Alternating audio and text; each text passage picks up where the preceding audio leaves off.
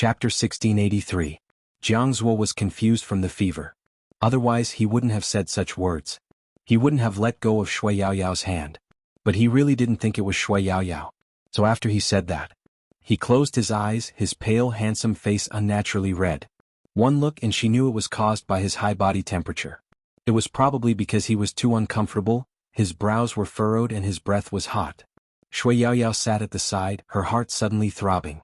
From the moment she entered, she realized what kind of environment it was. If it was him in the past, he definitely wouldn't live in such a house. It was very simple and there were even cobwebs outside because it was the old campus.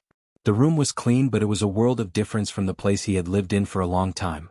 It wasn't that Shui Yaoyao didn't think about who he was here for. But it was too late. Shui Yaoyao wanted to tell him that. But the words Fat Yaya made her pause. She didn't know why, but her heart felt warm. People didn't understand. So many people started to like her. It was because she had become like this. She learned to be confident, to dress herself up, and she was even 10 kilograms lighter than before. When she encountered problems, she could solve them and wasn't a yes man anymore. She made herself better and better. If she worked hard enough, she would probably be respected accordingly. But other than Highness Jiao, only this person. Whether it was hate or like, it was all given to her in the past. She felt so inferior that she couldn't show her face. She couldn't handle anything. She was fat and ugly and even a little useless. He would smile and say, "You're not useless, I feel at ease, but you are really heavy, Fat Yaoyao." She liked this person. He was probably the one who gave her the initial courage. That was why she felt like she was collapsing when she was injured. But who said that he had to like her at that time? Shui Yaoyao's eyes landed on him. This person had given her too many feelings. It was so complicated that it reminded her of her youth. He had seen her at her worst. He had also shattered her teenage dreams. But after experiencing so much, Shui Yaoyao understood one thing. A teenage dream would always be a dream. And whether it was the unbearable you or the beautiful you, not everyone could accept it. So many people said they liked her. Shui Yaoyao saw the cruelest thing in the word, like. Even when people found out about Almighty Qin's hand injury, those who said they liked him even wanted him to withdraw from the competition when he performed poorly. Liking someone was too easy. A single gaze, a single face, a single sentence could be imagined. When the illusion is shattered, there would be hostages who would suspect that Senior Lin was trying to cheat them into marriage. Just because he said that he was gay, some things couldn't be explained. The easiest thing to accept about liking someone was that it was the opposite of fantasy. No matter what, she couldn't deny it. Apart from the Supreme Alliance, he was the only one who didn't ask her how she wanted to develop. At that time he even said, "It's quite comfortable to pinch the flesh on your face." Fat Yaoyao? Shui Yaoyao placed her hand on Jiang Zuo's forehead, her eyes reflecting the tree branches outside. Jiang Zuo didn't know what had happened. His fever had reached 40 degrees Celsius and he was feeling a little dizzy. If it wasn't for someone constantly cooling him down, he would have died. He was really going to fail this time. Chapter 1684. Jiang Zuo sat up, the white towel on his forehead hanging to one side. This caused his gaze to change. Amidst the deep and shallow emotions, someone brought a bowl of noodle soup over. "Damn, you're finally awake. Hurry up and eat the noodles, I bought it from the restaurant." This time it wasn't made with gutter oil. The person who spoke was his roommate, who was also a teaching assistant like him. It was also this voice that made Jiang Zuo feel like he should wake up. He probably had a really bad fever. He actually felt like Yao Yao had come to visit him. He was probably dreaming. Jiang Zuo didn't move, he continued to lie there, raising his hand to cover his forehead. "I'm not hungry." "You said you weren't hungry again." The person shook his head. "Young Master Jiang, you have to eat something, you don't have much of an appetite after the fever. Look at you, I told you to eat but you didn't. In the end it got worse if it wasn't for your sister." "My sister? What do you mean my sister?" Jiang Zuo interrupted him before he could finish his sentence. The person was confused. "Your sister, Junior Yao Yao." Jiang Zuo suddenly sat up, his voice a little hoarse. "Yao Yao, did she come?" "MMH?" The person nodded, blowing on the noodles as he ate. "She just left and left you medicine. She said you were awake and asked me to call you for dinner after dinner?" *CK. Wait. Young Master Jiang, where are you going? Jiang Zuo didn't turn back, grabbing a jacket and heading out. The person was dumbfounded. Does this young master know that his fever has just subsided? At this moment, Jiang Zuo didn't care anymore. Since she came, did that mean that he still had a chance? That was the only thing Jiang Zhuo cared about. Downstairs in the female dormitory, there were many people with different personalities. That was because there was someone standing under the tree. He had a smile on his face as though he had just finished playing basketball. He didn't take off his wristband but held a bouquet of flowers in his hand. He was talking to Shui Yaoyao. It wasn't anyone else, it was the school hunk they wanted to see. Since you have no time, I could only come. The man smiled.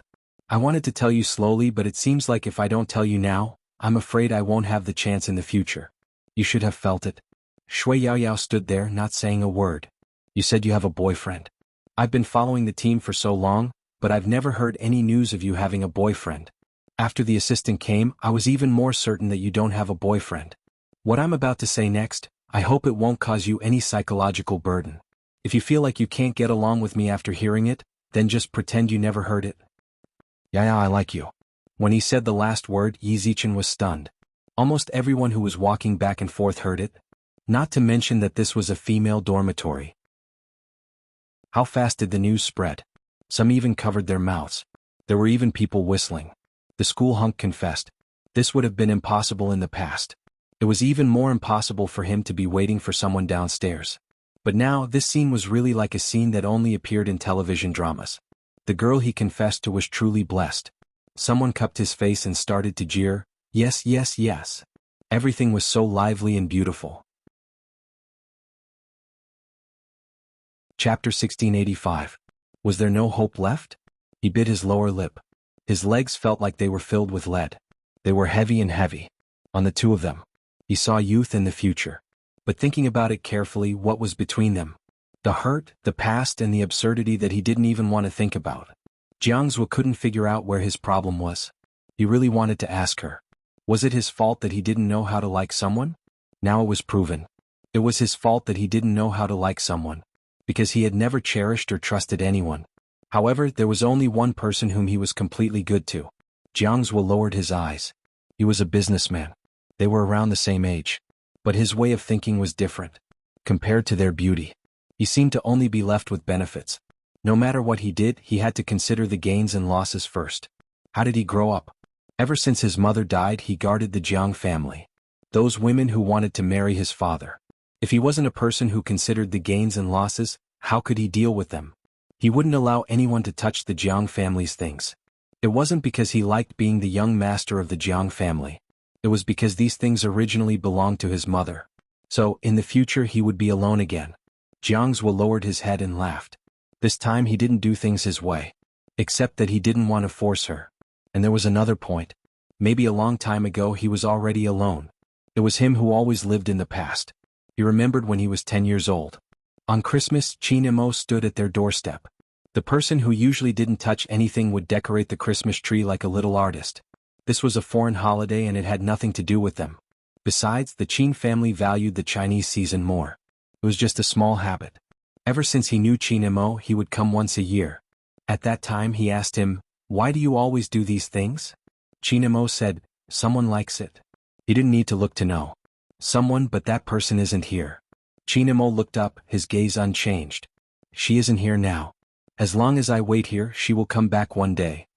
At that time, rather than saying that he admired Qin and Mo, it was more like he was envious that he had such a person who could wait. Standing in the same spot, that person could see him the moment he turned his head. Many people said that it was not easy to stand still.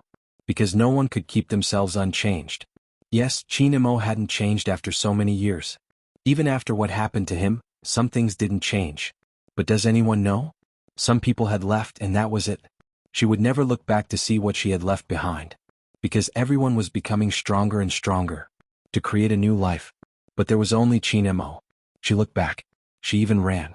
He kept retreating. It was all for the sake of finding Qin and Mo. After knowing that Z was the person that Qin and Mo had been waiting for all these years, he couldn't help but sigh. Jiang Zhuo was envious. He hadn't changed either. But he didn't know how to cherish it. Therefore no one would turn back for him. Jiang Zhuo turned around and walked in the opposite direction of the dormitory. He didn't hear Yao Yao's rejection.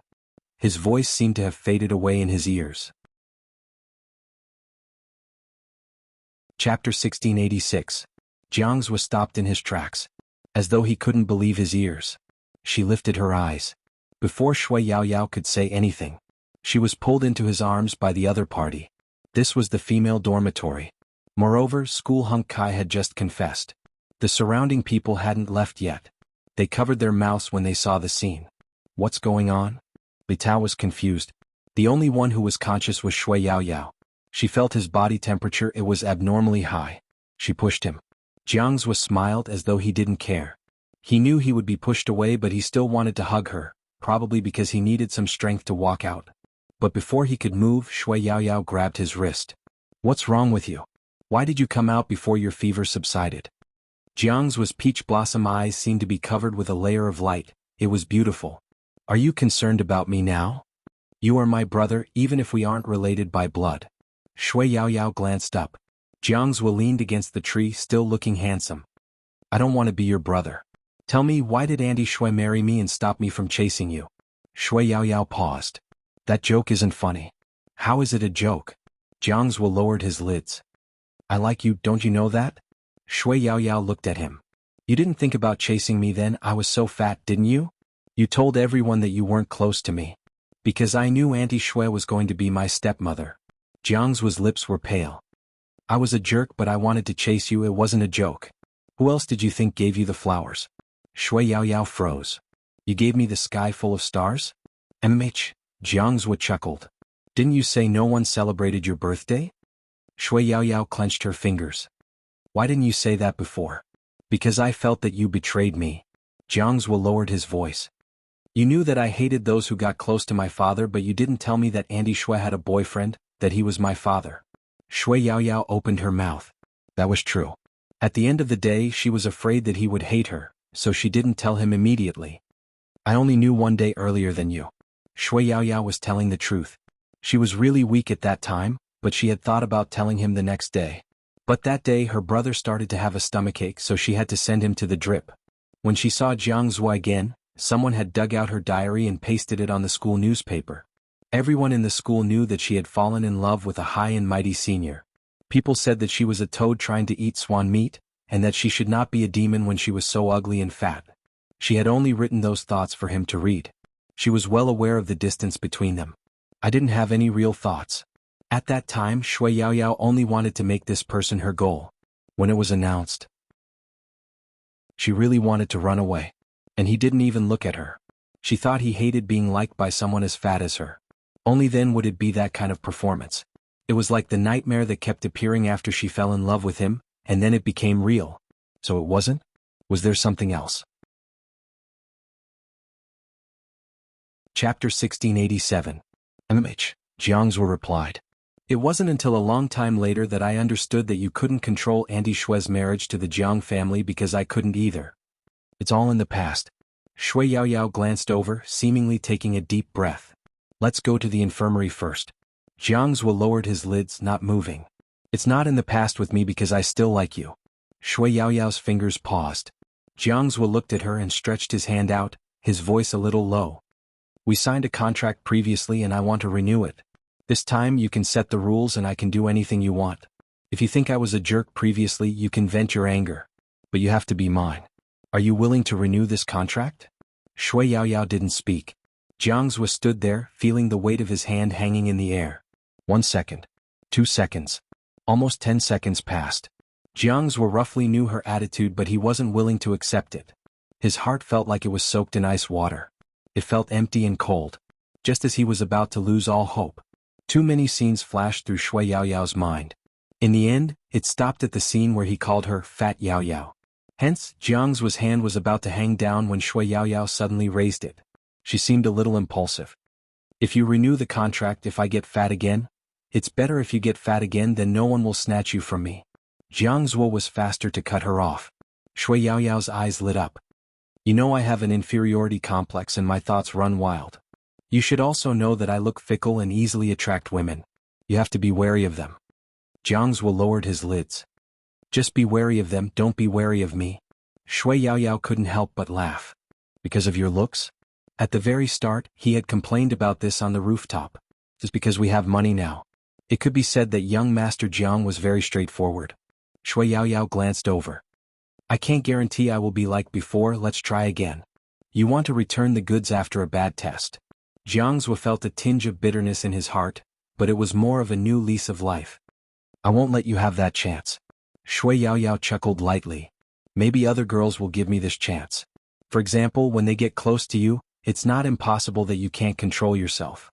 At this moment, Jiang Zuo pulled her into his arms, lowered his body slightly and whispered in her ear, "We've been together for so long and you've slept in my office before. Have you ever seen my secretary with a girl?" When Shui Yaoyao heard this, the back of her neck turned red. "No." Jiang Zuo seemed to have hugged her gently, his tone carrying a sigh. "It has always been only you, I have always only had you." Shui Yaoyao knew that she couldn't get rid of this person no matter what.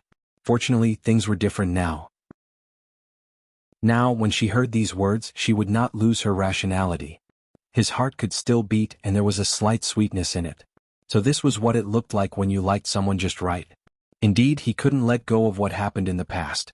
She didn't even know how far they could go. He was trying to give himself a chance. If there was no other way, he could truly let go of the past. Chapter 1688. When the surrounding people saw this scene, they didn't quite understand. What exactly did the two of them say? In the end, someone said that the teaching assistant had a fever and as the sister, she must have been worried and couldn't care less about the school hunk's confession. As for the hug, it was easy to explain. After all, the teaching assistant had always cared about his sister. Only Yang, who was standing there, knew what was going on. Yao Yao had rejected him decisively because the reason was obvious. And he knew that even without Jiang Zuo, Yao Yao wouldn't have accepted him. He still felt indignant. But what could he do even if he was indignant? Feelings weren't something that could be forced. That was probably the difference between Yang and Jiang Zuo. From the start, Jiang Zuo had been forceful towards Shui Yaoyao. Perhaps it wasn't appropriate to use such forcefulness on others. But it was just right for Yaoyao. And because of Jiang Zuo's forcefulness, there was a continuation of the relationship. In a relationship, the person who was forceful was sometimes the person with the purest and deepest feelings. After Jiang Zuo's injection, Shui Yaoyao returned to the dormitory. When they first got together, they weren't as close as everyone thought. Even though Jiang Zuo couldn't bear to let her go, he had to send her away. The moment Shui Yaoyao entered the dormitory, Li Tao walked over in confusion. "Yaoyao, why didn't you accept Senior?" "Because we aren't compatible." Shui Yaoyao chuckled lightly as she walked forward. Li Tao scratched her head. "I think you and Senior are quite compatible. Besides, the department belle came to you because of Senior. It's really unexpected that you rejected her like that." "What's unexpected?" The person lying on the upper bunk turned over. Yao Yao said she wasn't interested in the school hunk. "Why, Senior is so nice." Li Tao's gaze was low, her voice heavy. Shui Yaoyao glanced up at her.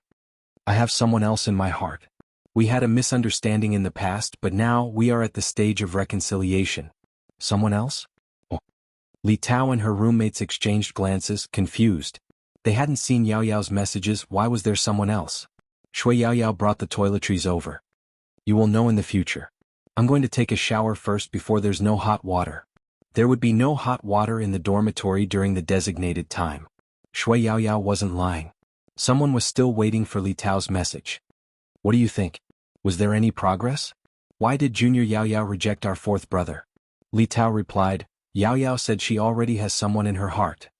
"Damn. No way, I always thought it was just an excuse Yaoyao used to block off the other girls. I didn't think there would really be such a person. Who else in C University could be more popular with girls than 4? I really can't think of anyone." Li Tao replied again, "Teaching assistant Jiang is more likable." Okay, I know you are Brother Jiang's fans. Brother Jiang definitely knows who it is. After all, they are siblings." After saying this, the man glanced at Lao Si, who was drinking, raised his hand and dialed a string of numbers. "Hello." Jiang Zuo had just finished dealing with the work that had been transferred over. His thin lips were still a little pale. "Brother Jiang, if you and Junior Yaoyao are siblings, you should know everything about her, right?" Chapter 1689. "Yaoyao and I don't have the same surname, you know that, right?" Jiang Zuo's voice was indescribably nonchalant. The person on the other end replied, "Yes, we follow our father's and mother's surnames, we think it's quite fashionable." "Fashionable?" Jiang Zuo laughed softly. "We aren't related by blood, that's why our surnames are different." The person on the other end paused. "Not related by blood?" Yes, Yao Yao and I are re-establishing a family. Jiang's was peach blossom eyes lit up. We've known each other for 3 years. Andy Shui married my dad for less than a year, and Yao Yao has a biological brother who calls me brother. The person on the other end of the line couldn't hold on to his phone. That's the case. Jiang's chuckled lightly. But I do know everything about her, ask whatever you want to.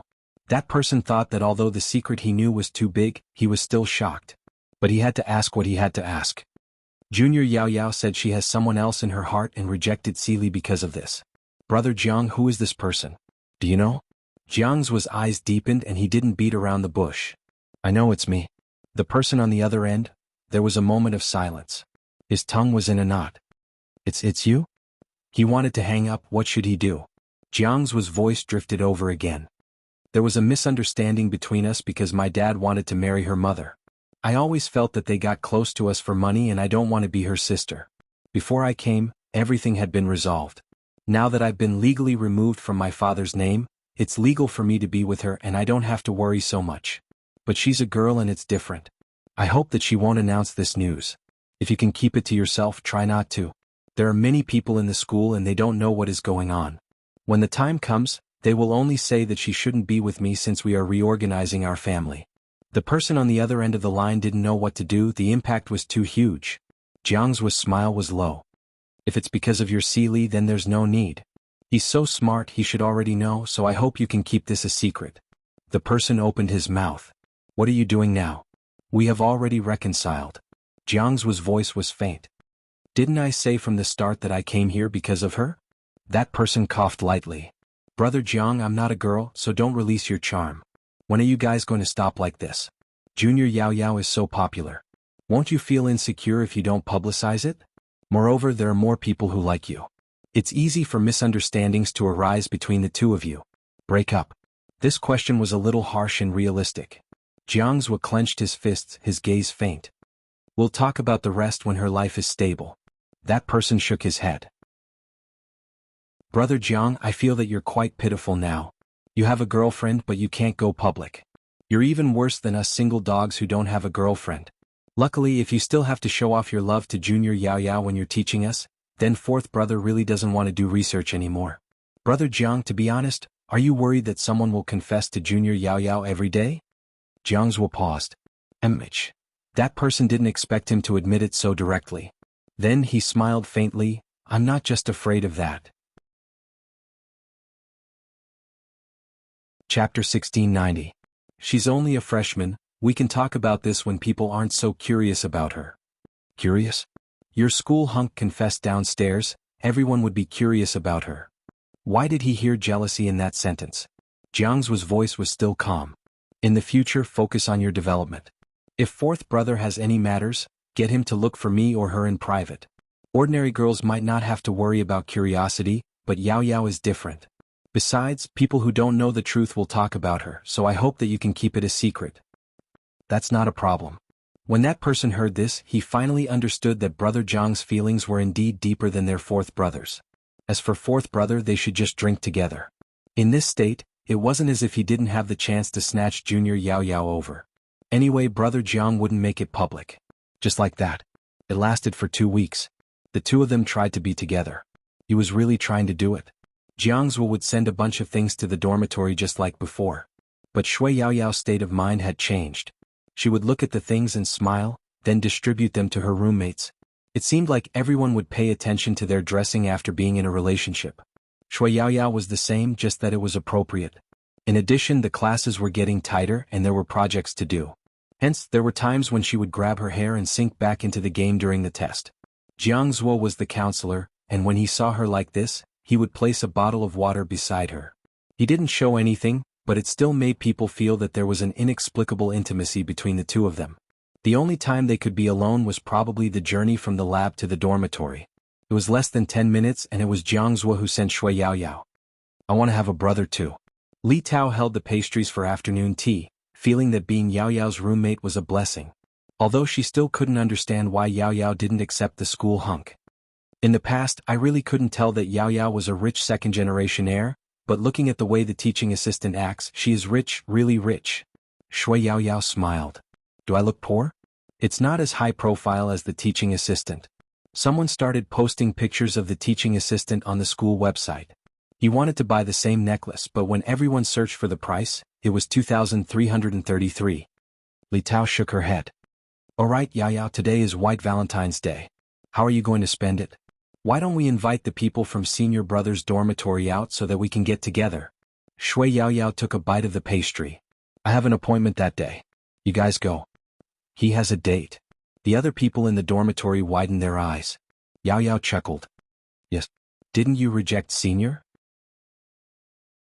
Shui Yao nodded and looked at them again. It has nothing to do with him. Wait, I have a call coming in. The person who called was the laboratory, saying that they wanted to add a test at the last minute. After Shui Yao hung up, she didn't even have time to eat the cake. She grabbed her bag and rushed out of the dorm. Her roommates are dumbfounded. Who did Yao make an appointment with today? Because it was a temporary test. There weren't many people there. Moreover, when Shui Yao was testing the details of the game, she forgot everything. Chapter 1691. Outside C University. Jiangzhou found a restaurant. He didn't book the entire place like before. But it was absolutely quiet. Such a place wasn't something most people could afford. But the more was like this. When the people gradually left, the more deserted the place seemed. The restaurant was an all-glass house. Jiangzhou could see the lanterns outside from the corner of his head. These were all arranged by Jiangzhou, including the pumpkin carriage in the courtyard, plush dolls and a large patch of roses. Although the two of them had been together before, they had never celebrated the festival that a couple should celebrate like this. Hence, Jiangzhou hadn't prepared these things in a day or two. Even the waiters in the restaurant hadn't seen such effort and thought he was going to propose. It wasn't common to put in so much effort and patience just to celebrate White Valentine's Day. From this angle, it was really beautiful. A few couples who came to eat thought that the restaurant had specially decorated it for Valentine's Day. Almost everyone took a photo. But when they took the photo, they felt that the light sometimes looked like a word. Yao. It was probably an illusion. After all, there was a carriage. There was light music in the restaurant. The waiter had come over a few times. Sir, I'll get you a glass of lemonade. Because he was a big customer, he wouldn't rush him to order. Moreover, the kitchen had already prepared the ingredients for the dishes he wanted to eat and was just waiting for him to say that it was ready. Time trickled by. Jiangzhou listened to the artificial voice that said, "No one is picking up at the moment." He glanced sideways at the retro clock hanging in the middle of the restaurant. It was already 9 o'clock. And their appointment was at 7 o'clock. The waiter walked over again. Sir, do you want me to prepare some bread for you first? Okay. Jiangzhu's gaze landed. Sitting there alone, he didn't know why the more beautiful the environment, the more lonely he seemed. The second wave of customers were still puzzled. How could there be a handsome guy sitting in the best seat but there was no one in front of him? At 9:30. The waiter came over again with a troubled expression. Sir, our chefs get off work at 10. Do you want me to bring you the dishes you ordered first? Jiangzhou looked at the emotionless phone screen. The waiter was also waiting there. Would you like to contact your friend again? Serve the dishes first. Jiangzhou sounded emotionless. Yes, sir. When it was almost 10 o'clock, the last table of customers left. There was a huge pile of food on Jiangzhu's table. The ingredients were all fresh and precious. But he didn't move. He originally wanted to make another call, but when he swiped through his moments, his fingers paused. Someone from the project team posted a photo. The second day of the dormitory get-together. So happy. These two are really a pair of ill-fated lovebirds. They're still taking the test, but I think they'll have a chance after the test. Jiangzhou looked at the photo. For some reason, even his fingers felt cold. Not to mention the warmth coming from his chest. He did not wait any longer. After placing the napkin on the dining table, he stood up and walked out. The waiter looked at the table full of food and thought to himself that rich people were really wasteful. The other side. Shui Yao didn't realize it was already 10 o'clock until she finished her work. Chapter 1692. Her first reaction was to get her phone. She hadn't expected the phone she didn't use for testing to run out of battery. Fortunately, there were many chargers here. After Shui Yao charged the phone anxiously, she saw so many missed calls and messages on WeChat. She felt really guilty. Lin Yang had already packed up. He turned and said to Shui Yao, "It's late, I'll take you out for dinner and then send you back." "No need, senior." Shui Yao pressed her phone anxiously. "I'll settle it myself." Lin Yang knew that she obviously had a date. Actually, he could tell how important that person was to her. Otherwise, she wouldn't have looked up at him no matter what he said. Shui Yaoyao really didn't have time to care about others. After the messages stopped, her first reaction was to call Jiang Zhuo. His phone was turned off? Shui Yaoyao thought about it. It was too late to go to the restaurant now. At 10 it would definitely be closed. She went to the dormitory building to take a look. She wanted to leave but was afraid that her phone would be turned off again. When the battery reached 10%, Shui Yaoyao just came out and was about to run over. She saw a person standing under the street light looking up at her. Shui Yaoyao panted and was about to explain. He pulled her into his arms, his voice a little low. I don't accept any excuses that don't fit after trying. Shui Yaoyao opened her mouth. Jiang Zhuo buried his face into her neck. I saw your WeChat moments. What WeChat moments? Shui Yaoyao was confused. Jiang Zhuo's voice didn't seem to rise. The photo of you doing the test together. Shui Yaoyao reacted. Yes, I just wanted to tell you that it was really because I found a lot of loopholes in the test. I kept wanting to remember the loopholes and the feeling of the experience. Gradually I lost track of time. Yaoyao. Jiang Zhuo seemed to smile. I know very well that you won't be like before, putting me first in everything. That's why you forgot. Shui Yaoyao didn't retort. She really wouldn't put all her thoughts into it now. Then do you feel tired? Shui Yaoyao thought for a moment. Recently he had been the one doing all the work. Jiang Zhuo lowered his voice. I will feel helpless, but compared to the current state, I'm more afraid of you and that person having something going on. That person? Shui Yaoyao reached out and paused for a moment before placing her hand on his back. Are you talking about Senior? It's impossible for me to be with him. I rejected him a long time ago. You know that. Jiang Zhuo's gaze was deep. It's clear, but when I see that photo, I still wonder why I'm not the one playing. You know, I reek of money and can't be compared to them. You? Shui Yaoyao chuckled. Can you be so jealous? Jiang Zhuo glanced up. Why can't I? Shui Yaoyao stopped Jiang Zhuo with one sentence. You are mature. Jiang Zhuo laughed again, peach blossoms reflected in his eyes. I realize that you are getting better at dealing with me. Shui Yaoyao apologized seriously. I was wrong today.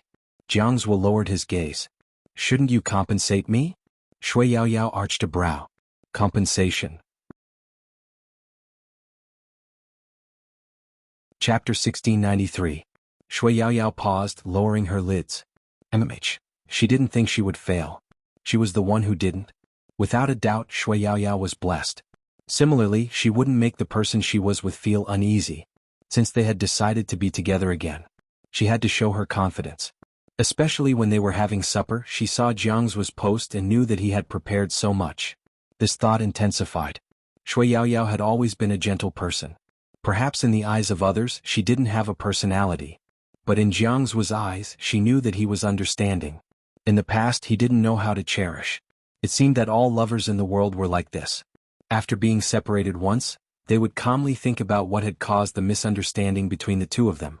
Although Shui Yaoyao had been busy this time and forgot about the date.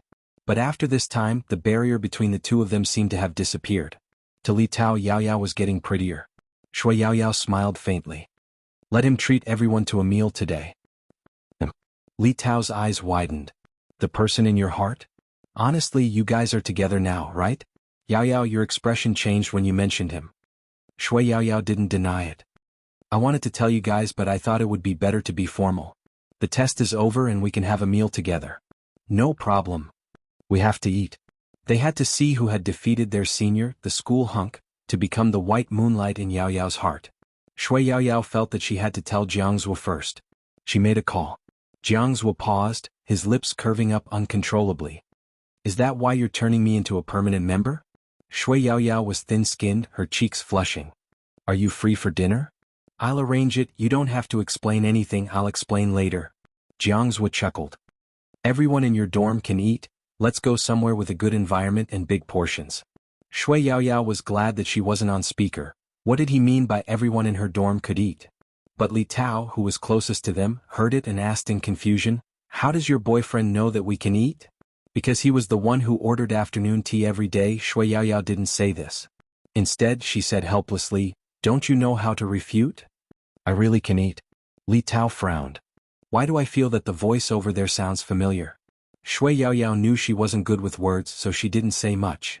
You'll know when we're eating. Jiang's chose a private restaurant. Such a small restaurant didn't look expensive, but in fact, it was quite sophisticated. However, eating at such a place wouldn't make people feel like they were flaunting their wealth.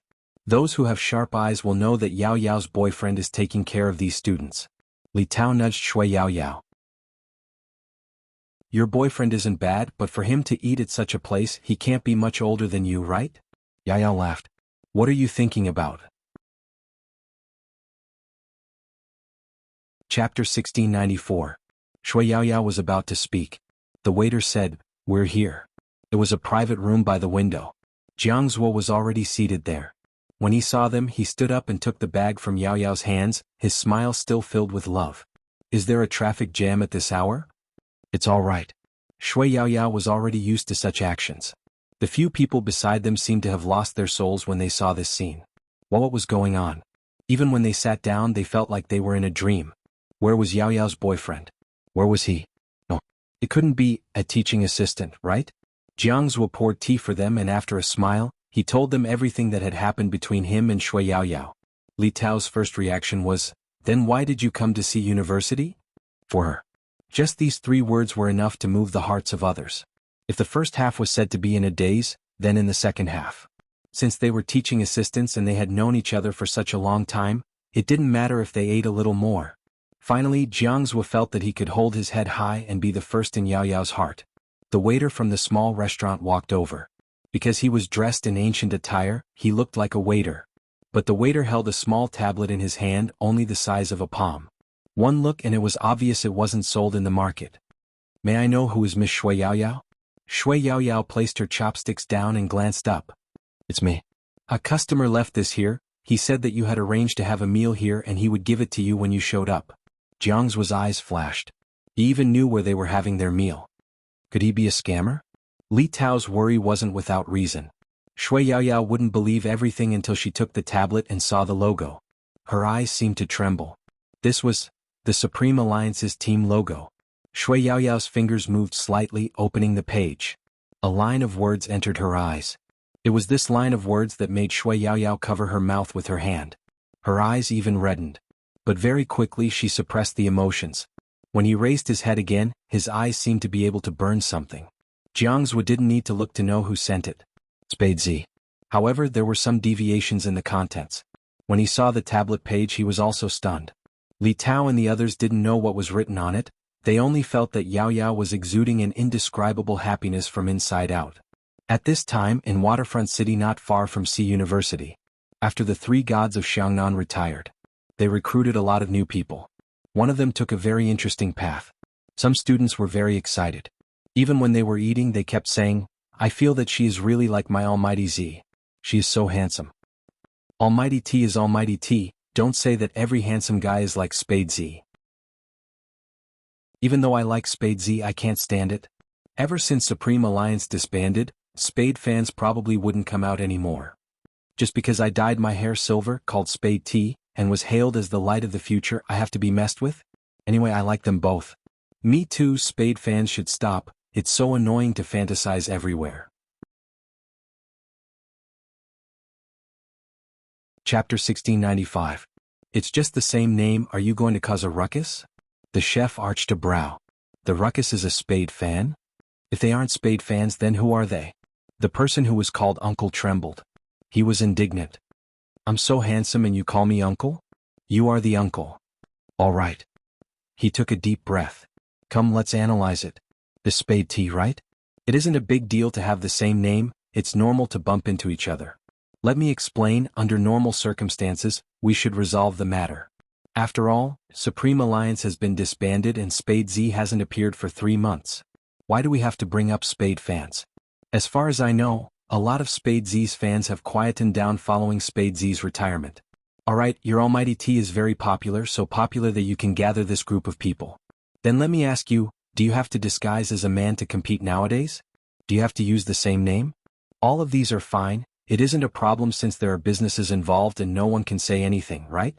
The latter part was hilarious. Your Almighty T, the light of the future, hasn't even heard of Spade Z? It's such a beautiful move, I'm impressed. What do you mean? The few girls glanced at each other. Is there something wrong with this uncle? The fat chef pointed at himself. Something wrong with me? Something wrong with me? Anyway, we Spade fans know that we are in the wrong this time. I like tea too, they all have their own specialties, alright? If Uncle doesn't understand, then don't say it. He didn't understand? What didn't the world most handsome understand? He was from Xiangnan too. Ever since the moment he came out. Both he and his captain understood. Xiangnan was no longer the Xiangnan of the past. And love. This word was so cheap. Most importantly, he had never been a real Spade fan, yet he had to take the blame for someone who took the blame. He knew what it was like to have such love. It was easy to cater to it. He had never said that he would never forget little Spade, the days when Xiangnan and Supreme Alliance battled. But he understood one thing. That person. That group of people. No one could replace them. He wouldn't go anywhere to look for their shadows. They were vividly etched in his memory, even though he was used to holding a mouse in his hand. Now he was holding a kitchen knife. He shook his head. In fact, there was nothing much to say. After all, he was about to become an uncle. There was an indescribable pain in his heart. When Luoluo left, he knew that Xiangnan's golden triangle was gone. When Supreme Alliance disbanded, he understood that some things would gradually be replaced. There was only a trace of hot blood in him. After all, they had a past. Now, Zhao Sanpeng didn't know if he would still retain that passion. Perhaps it had been too long since he had been on the battlefield. It had only been 3 months. In the shop, the inconspicuous fat figure lowered his eyes and looked at his own hands. No one would understand. Why was it trembling slightly? Those girls who said, "I like Xiangnan so much, I like tea so much," would never understand. He hadn't been acknowledged from the start. To be the champion for 3 years in a row. Then the Golden Triangle disbanded. Our dreams have been broken again and again. Then they would stick back again and again. But this time, Zhao Sanpeng didn't seem to know how to stick back. Or maybe he was really too naive. What was he thinking about? His hot blood couldn't cool down. Chapter 1696. The most handsome man in the world? These words made Zhao Sanpeng, who was about to walk into the kitchen, stiffen. Something seemed to be faintly heating up in his frozen chest. Zhao Sanpeng clenched his fists tightly and turned back. A faint light shone in. In that instant, fireworks rose. It seemed as though the sky full of light could be reflected in that person's black eyes. That person still looked like a youngster. He was dressed in a delivery man's uniform, his figure tall and slender. He wore a cap on his head, faintly revealing the silver inside. The youngster wore a black earring on her ear, giving off a faint glow. The brim of the cap covered the sharp side of his face. Only the shocking curve of his chin could be seen. That person's thin lips curved into a devilish smile. His feet seemed to be able to crush the galaxy. When he looked at him, there was a hint of teasing in his lazy manner. F***ck. That was Zhao Sanpeng's first reaction. He was so agitated that he removed his mask, forgetting that there was someone beside him. Little Spade. Why are you here? Why are you back? Little Spade? When the girls who were eating over there heard this, they all looked over. The delivery man raised his hand and took off his cap. His silver hair fell, shattering like light. The youngster pushed her silver hair to the back of her head, revealing a perfect face that was like a devil's. Her eyes were extremely beautiful. Just like before, it was full of disguise. I wanted to deliver a package in silence, but since you're so handsome, I couldn't help but show myself. Bojio smiled slightly. She stuffed her left hand into her trouser pocket and held a small wooden box in her right hand. She looked just like a devil in a manga. The girls were in a daze. Everything seemed to have been slowed down. Spade Z? Was it really Spade Z? Bojio didn't look at them. She walked slowly towards Zhao Sanpeng and arched a brow. Almighty fatty, aren't you going to see what I sent? Wait a minute. Zhao Sanpeng glanced behind her. It definitely isn't just you. Where's my nemesis, scheming Qin and shameless Qin? Where is he? Bojio seemed to be having a headache. Recently he has been giving me the cold shoulder. A single person like you wouldn't be troubled like me. Zhao Sanpeng. I'm asking you where he is, not asking you to prick my heart. I really want to throw him out now. But I didn't come alone. Bojio turned sideways. A person carrying a small school bag walked in with a pile of food in her hands. These were all bought by her master along the way. This made the little girl want to sigh. But because that face was so beautiful, there was no emotion at all. Therefore, it only made people feel that the contrast was cute. Little Poker Face is here too. Zhao Sanpeng went up and wanted to pat Little Bei's head. One must know that he really liked Little Bei. Bo Jiu blocked him. Almighty fatty, this is my disciple. You can touch his head but 100 per touch. The corner of Zhao Sanpeng's mouth twitched when he heard that. Scourges would live for 1,000 years indeed. It was the same for money grubbers. Let's be serious. Why did you come back? Could it be? Zhao Sanpeng glanced at the girls whose souls were clearly gone. Because of these? Bo Jiu followed his gaze. Suddenly she smiled. That smile was truly bewitching. Chapter 1697. Zhao Sanpeng didn't understand. He arched a brow. Because of me? Did you fall for my beauty? I know I'm handsome, but I don't have any thoughts of snatching you away from scheming Qin. Bo Jiu smirked. Almighty fatty, don't worry. I can't admire someone as handsome as you. Then why? Do you want to learn culinary skills? Zhao Sanpeng's talkative nature was triggered. You came to the right place. Let me tell you, the tomato scrambled eggs I make now is very delicious. Bo Jiu replied slowly, those who have a partner don't need to learn how to cook. Besides, I have a disciple. Zhao Sanpeng. He couldn't continue the conversation. You should take a look at the delivery. Bo Jiu smiled. You'll understand. Delivery? Zhao Sanpeng's gaze landed on the small wooden box in her right hand. He still felt that something was amiss when scheming Qin didn't come. What exactly was inside the small wooden box? Zhao Sanpeng reached out to open it. There was something that looked like a tablet inside. It was thinner and smaller than a common iPad. He glanced up at Bo Jiu. Did you make this? The youngster replied lazily, the main point is the content inside. What? Zhao Sanpeng paused. His eyes slowly widened. There seemed to be huge waves in his eyes. The fluctuation was so obvious that his pupils were shaking. When did this happen? 3 days ago. Bo Jiu sat there with one hand supporting the side of her face. Her messy silver hair fell down. She looked like an oriental vampire. How is it? Do you want to come back? Zhao Sanpeng suppressed the raging air in his chest. His voice was hoarse. Why do you want to come back? We have already retreated. You know how they treated Luo and why the three of us retired. Now that you heard these people, why do you want to come back? If you ask me, my answer is simple. Bo Jiu stood up. She tilted her handsome face casually. Come back. Let's shake up the esports competition again. Let's tell some people that daddy is still his daddy. Zhao Sanpeng paused. When he looked up again, there was a storm brewing in his eyes. The girls sitting at the side were really confused. Bo Jiu walked over, a faint smile on her face. Actually, I don't care what you say, but why are you taking the blame for my fans? Someone said he likes Xiangnan, right? The person standing in front of you is Zhao Sanpeng, Xiangnan? Oh no, the best tank in the entire server. He was the champion for 3 consecutive years even though Supreme Alliance defeated him in the end. Zhao Sanpeng thought. If you didn't add that last sentence, I would have thought that you were complimenting me. But he's still #1 in the entire server. Bo Jiu leaned forward slowly, inching closer to one of the girl's ears. The people who supported us till now were never like you. With that, Bo Jiu glanced up towards Zhao Sanpeng. Almighty fatty, are you going to reject coming back because of these people? I have always liked Luo because she knew what the world was like. She still had the sorcerer's support and stood in the middle of the map. With her around, we had to consider how to break through Xiangnan. If we weren't careful, we might be controlled. She didn't retire because of these people. Bo Jiu stood up slowly. She stood against the light. She felt that her hand speed was too slow and wouldn't be able to keep up with Xiangnan. She wanted you to win.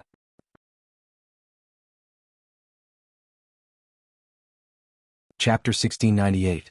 In that instant, the haze that had been in his heart for a long time dissipated. From the day Luo retired, Zhao Sanpeng felt a sense of helplessness. The top sorcerer of the national server had to retire in such a manner. Other than themselves, no one could understand the meaning of the golden triangle. To the audience, as long as the script was the same, they would like it. Hence, it didn't matter who left. But to him, it was Luo. Just Luo. In the future, no matter how many people came out, they wouldn't be from the golden triangle. Zhao Sanpeng removed his apron, his gaze deep. Let me ask you a question. Why didn't you get rid of those people? It shouldn't be difficult for you. Bo Jiu glanced over, her eyes bright. If I dug a pit for you to jump, would you jump? Zhao Sanpeng bit his teeth. Speak clearly. I say, don't you take other people's love too seriously? Bo Jiu's handsome face carried a faint smile. Some people like you today but they will like someone else tomorrow. You aren't clear about it yourself. You and Almighty Shao retired together because you can't keep up with the current situation. There are people more suitable than both of you. They know how to take every step, that's why such a situation occurred. Am I really going to jump in and help them? Grandpa Fatty, some people like you because they like you in the process of pursuing them. That's why they say that you can't be replaced while looking for similar people to like you. This is very normal. If you use these things to restrict yourself, how are you going to move your mouse? Zhao Sanpeng's gaze dimmed. So, what can we do with some people? Sir Fatty. Bo Jio's gaze deepened. Have you watched Animal World? Zhao Sanpeng asked. That movie? Bo Jio smiled mischievously. Manga, we haven't finished fighting the war we should be fighting. We might lose one day but we have protected our principles. It's not that we can't do anything to some people, but we don't want to become like them. Zhao Sanpeng trembled. He glanced up. I'm back. All right. Bo Jio stretched. I finally completed my mission. It was a job to train my eloquence. Zhao Sanpeng asked, do you need to train your eloquence? Why are you the one looking for me? Where's Scheming Qin? This should be his responsibility. Isn't it the same if I do it and he does it? Bo Jio replied lazily. He's mine anyway. Zhao Sanpeng chuckled. So what about him? Bo Jio tapped the tablet in his palm. Of course it's with someone else. Afternoon, River Town. Kacha kacha. The rhythmic sound of the keyboard echoed in the air. It was the same in any internet cafe. There was a faint smell of smoke. There was also the smell of instant noodles. From time to time he would shout, Dragon, dragon, dragon. They're fighting dragons. The network administrators who passed by were all shocked. Playing around again? I really have to be more wretched. Manager, here's a bottle of Coke for free. Wait a minute. The manager was a newcomer. He had only been working for half a month, but he felt that his boss was the boss. He didn't look like the boss of an internet cafe. Sitting at the bar, his smiling eyes, but in the next second, let you feel a different sense of oppression. Boss. Boss isn't back yet, call me acting boss. The manager coughed. Acting boss, there seems to be a lot of people playing Hero Online recently. Why is that? Why? Rao Rong's fingers stilled.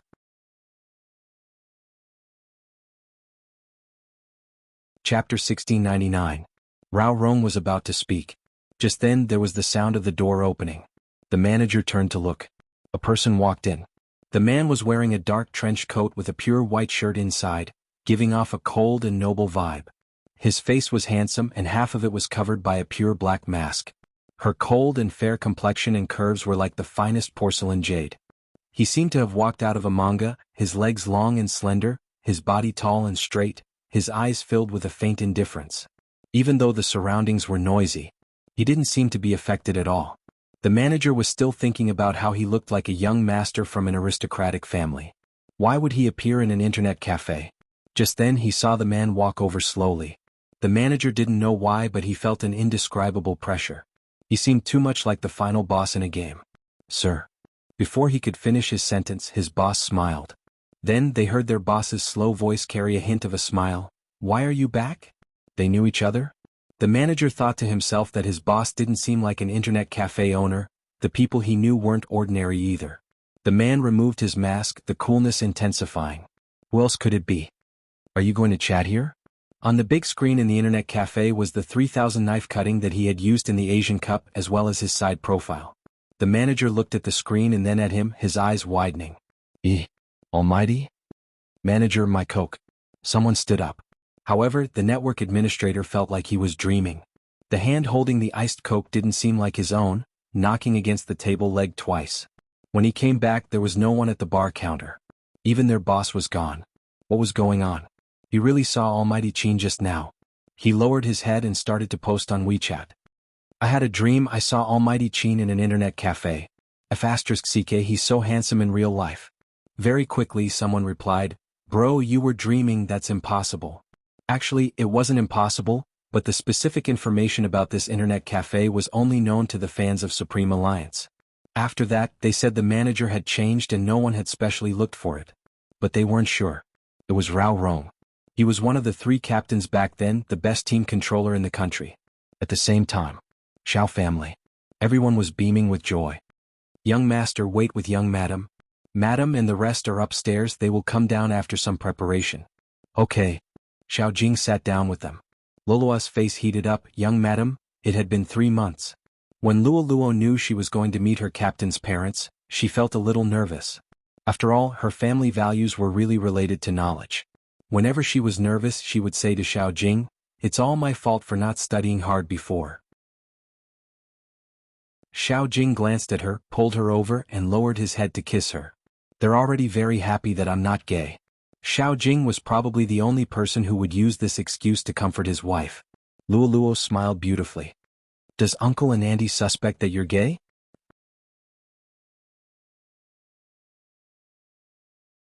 Chapter 1700. Qin Jing couple? Luoluo couldn't help but laugh. "Both of you are very popular. I almost became a fan of both of you. Uncle and Auntie have a different way of educating people. It's probably because all your attention was on Qin Mo at that time." Xiao Jing glanced sideways.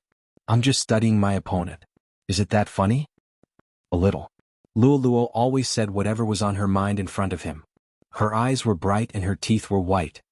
What else did Uncle and Auntie do because of this? Xiao Jing's hand didn't leave Luoluo's hair. He continued to tangle with it. "You asked me indirectly how big of a place Qin Mo occupies in my heart." When Luoluo heard this, she laughed so hard that her shoulders trembled. "He does look a little gay. He should record it and send it to Jiao." Xiao Jing looked at the person beside him. When he got closer, he said in a low voice, "Let's test it tonight." "Test?" Luoluo didn't understand. Her smile was filled with confusion. Xiao Jing's lips fell on her hair. "Let's test whether I'm straight or straight on you." In an instant, Luoluo felt as though she was scalded. His heart trembled slightly. His face was slightly hot. Xiao Jing looked at her blushing face and smiled. "It should be fine after meeting your parents." Why was he asking her such a question? Luoluo wanted to get up. However, he grabbed her wrist. "What are you going to do?" "Drink some water." Luoluo's eyes moved away slightly. She didn't look at that face. This was simply against the rules. He clearly knew that she had no resistance against him. Xiao Jing chuckled. "Here's my teacup." Luoluo took it. She wanted to divert her thoughts by drinking tea. Xiao Jing narrowed his eyes. "I don't want to ask any more. What else did my parents say?" "What else did he say?" As long as it wasn't a topic of conversation, everything would be fine. Xiao Jing's voice was indifferent. "Although Qin Mo is handsome, he already has a girlfriend.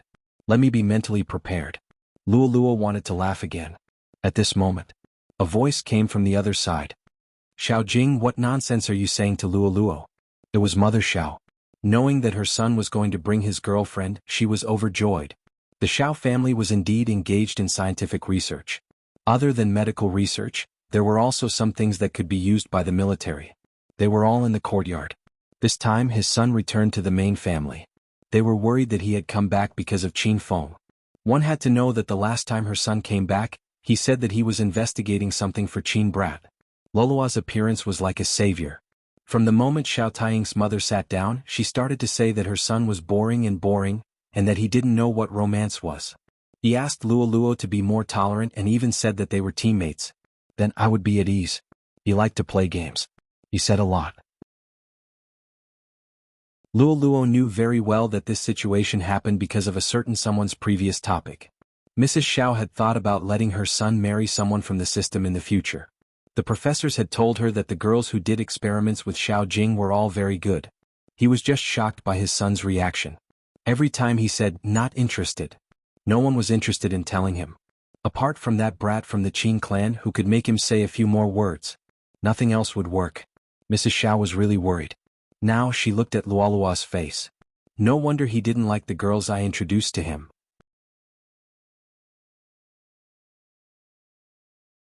Chapter 1701.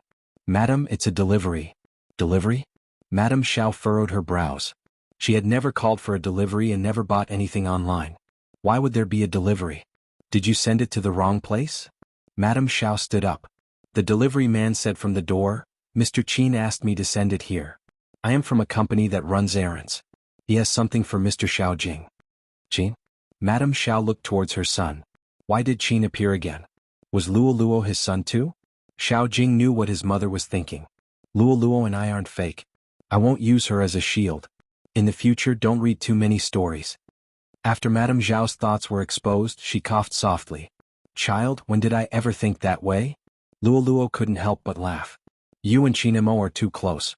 And he can't be blamed for thinking too much. Right? Madame Zhao finally found someone to speak up for her. Xiao Jing glanced down. When did I say that you and Z are even closer? Luo. Xiao Jing stood up and walked to the door. He took the item from the delivery man's hands. He opened the first layer of packaging. There was another layer of packaging. He touched it through the bag. Xiao Jing didn't know what was inside. So he set his eyes on the tablet-like thing first. What is it? Luo walked over. Xiao Jing let her look at the tablet in his palm. His slender fingers swiped across the screen and he clicked on it. Luo's gaze was clearly shocked. She tilted her face and instinctively wanted to capture Xiao Jing's expression. The emotions in her heart seemed to be tumbling out. However, Xiao Jing pressed the pause button. His deep eyes fell on her face. Luo urged him. Why don't you finish reading? Xiao Jing's voice was calm. I have retired. There's nothing to see. Luo was still looking at him. She smiled. You are worried that I will feel sad if I am not on the list. That's why you stopped reading. Xiao Jing's hand, which was about to put the tablet back, paused. His gaze deepened. It's meaningless if we're not together. Luo looked at him with flames in her eyes. How is it meaningless? Even if I don't participate as a member of the team, I can still be your fan. At the very least, I can apply for an assistant position. After all, I have a gaming foundation. I understand. Xiao Jing reached out and pulled her over, holding her in his arms. I'll go back. Luo smiled. Her smile was like a raging fire. Her eyebrows and eyes were like a painting. It was just like when she first appeared in front of everyone. Some people also said that she looked the most like the characters in the game.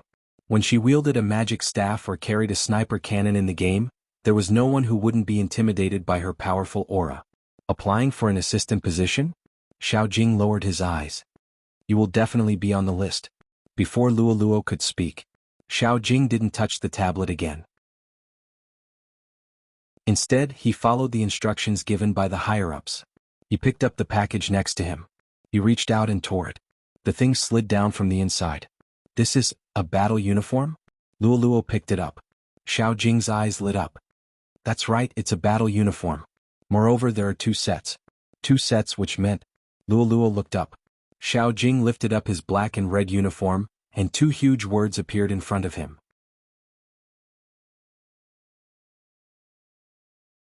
Chapter 1702. Wuxia.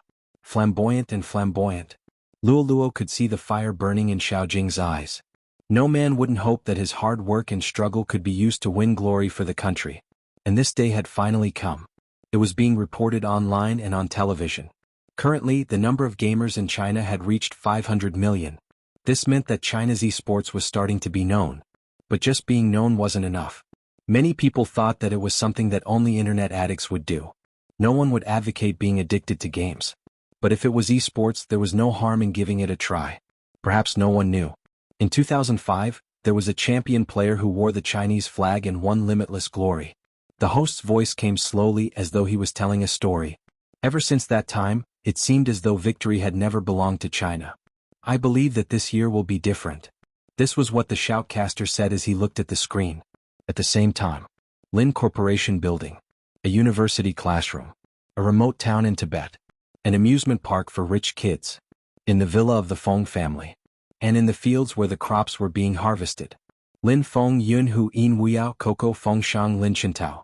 All of them received a small tablet at the same time. He opened the tablet and there was only one sentence on it. 3 days ago, China Mo was summoned back to China. At first, he thought that he had to do some mission. Unexpectedly, his father didn't call him because of the military. Instead, he brought him ahead of him. China Mo knew that person. He glanced sideways and only gave him 3 words. I won't rebuild. Before the person could finish his words, he was stopped. After making a phone call, he said, I won't rebuild. Mr. China Mo, are you willing to come back and form a Chinese team? You can lead our country's esports players and represent China. China Mo paused. Me? Who will choose the players? Me. This.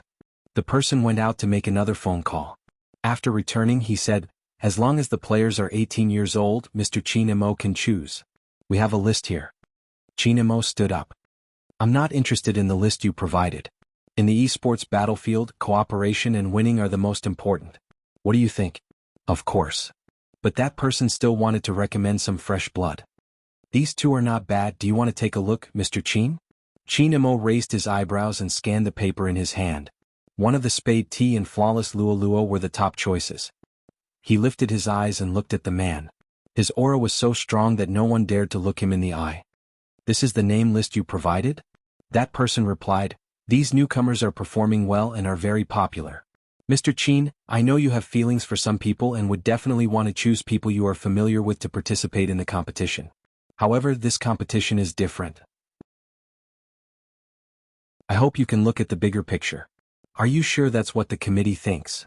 Chin Mo's voice softened. Coming to me means that they approve of my choice. That person chuckled. Of course, apart from the competition, it's also important to support newcomers, right? Sure. Chin Mo glanced sideways. Let the two of them team up and defeat Bei. That person paused. Isn't it a little difficult? Aren't you going to support a newcomer? Chin Mo's gaze deepened. Perhaps I can guide him personally. Chapter 1703. Chin Mo glanced over. The curve of his chin was still beautiful. What is this? That person smiled. These two people are inexperienced but they have potential. When they get used to it, we will let them fight with Mr. Chin Mo. Sure. Chin Mo stuffed a hand into his trouser pocket and walked over. Tell the committee that we can talk about the competition when you are fired. That person's face stiffened. Mr. Chin Mo, are you determined to suppress the newcomers? Suppress? Chin Mo glanced down and suddenly laughed. There was a layer of coldness in his eyes. I hate people like you who tamper with things but still act righteously. That person changed his words quickly. Mr. Chin Mo, indeed, if my suggestion doesn't agree with you, you can choose not to accept it, but you don't have to say that. After all, I like you guys very much. Chin Mo stuffed a hand into his pocket and said faintly, oh? If you like me then it's easy. Get lost and I will be back. That person immediately flicked his sleeves and left. He made a phone call as he walked, saying that Chin Mo wasn't willing to fight. He was too arrogant and he couldn't persuade him. Chin Mo's expression didn't change as he listened. After a few minutes, that person was dragged back. Chin Mo adjusted his sleeves and looked at him. His gaze was faint but cold. That person wanted to jump up. Chin Mo walked in front of him, holding his phone in his right hand. He made a call in front of that person. That person's face turned pale when he saw the number he dialed. Mr. Chin Mo, hello. Chin Mo didn't bother with him, his voice calm. Mr. Zhang, it's me. I heard from Mr. Yang that you aren't willing to fight. Is there something you haven't resolved? The voice was still regretful. Chin Mo's gaze landed on that person's forehead, watching his unconscious uneasiness. His emotions didn't change. Mr. Yang introduced two newcomers to me. After listening to them, I decided to find them to fight first. According to Mr. Yang, the old people are no longer able to make it and it's time to add in new blood. Otherwise, the old people will be attacking the newcomers. Once Mr. Zhang heard this, he knew that his subordinates had messed things up. Why did they look for Chin Mo? Did Mr. Yang understand? Other than him, no one else could carry the banner of China's esports. Chin Mo was the only one who could bring them back. Why are you stuffing people in at this critical juncture? President Zhang did know what was going on. It was normal for the clubs and teams to want to surpass Supreme Alliance. It was impossible to remain the same. But this kind of thing could be done normally. This was a huge competition. Did Director Yang not know? President Zhang took a deep breath and said, when he comes back, I will get him to hand in his resignation. Of course I have to hand in my resignation. Chin Mo's voice didn't change. But I thought about it. Miss Yang is right about one thing. This is an international competition. You can't just choose someone based on seniority. If you want to join, you have to show your capabilities. Since Miss Yang thinks that we seniors are suppressing the newcomers, I'm afraid some of their fans are the same. When Head Yang heard this, he didn't understand.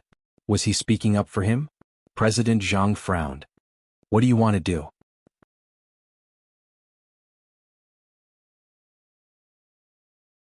Chapter 1704. That Director Yang's expression changed instantly. He wanted to reject. No matter what people said, these two people had their own characteristics. They were the future of esports and had nothing to do with Spade Z and Luo Luo. They just had similar names and used the same trick.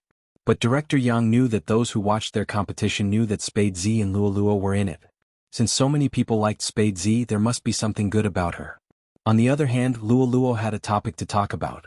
He had chosen these two people because they were smart and had found each other's characteristics.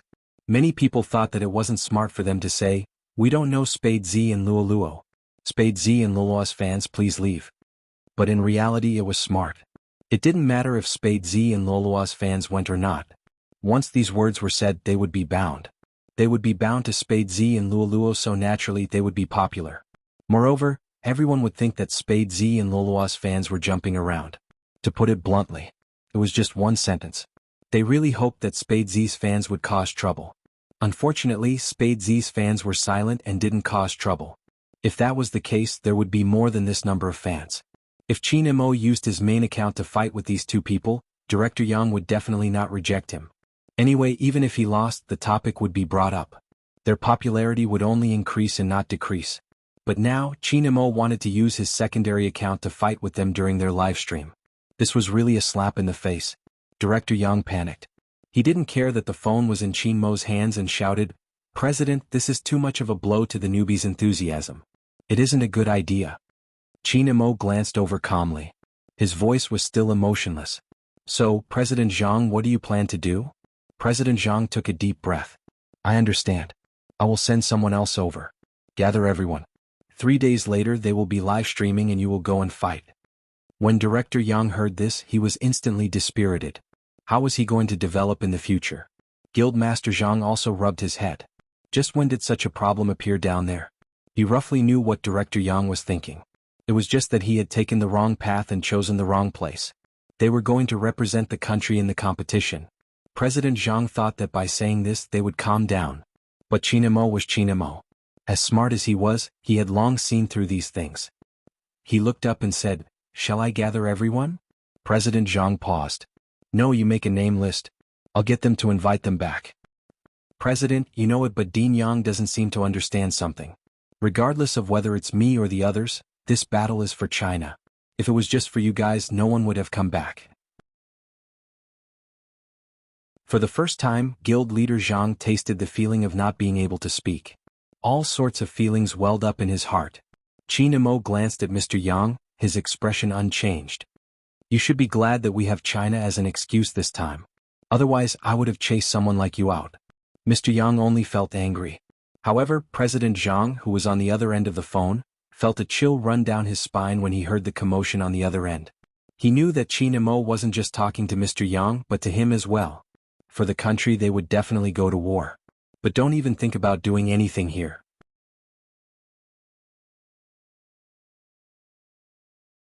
Chapter 1705. Now 3 days had passed.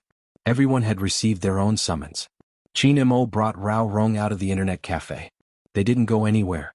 After boarding the car, Qin Mo tossed Rao Rong a uniform. "Follow me to a game." Rao Rong arched a brow. "You? Personally?" Qin Mo replied faintly, "MH." Rao Rong was surprised. "Who would make you fight personally?" "Flies." Qin Mo glanced over. "Clean them up before everyone comes back." Rao Rong. He was wrong. He had thought this person would be kinder after 3 months of absence. It seemed like his poisonous tongue couldn't be changed. The journey from the internet cafe to the building took less than half an hour. Rao Rong glanced up. "This will be our future base. It seems a little serious. Can we order instant noodles in the future?" "Yes." Qin Mo was used to these people's strange requests. Feng Yi had moved into the building the day before. Many things had been arranged. Eating instant noodles wouldn't be difficult. Rao Rong knew that this competition would be different from the previous ones. They would receive comprehensive attention. But the facilities in the base surprised Rao Rong. There's even a gym? When the competition is intense, you will need to maintain your stamina. If you go overseas, you will need to adjust to the time difference. Qin Mo glanced over. In the future, your fitness and resistance will be monitored. Rao Rong chuckled lightly. Not bad. Qin Mo glanced at him. He didn't mention the other conditions. They weren't officially registered yet. The details would be announced once everything was stabilized.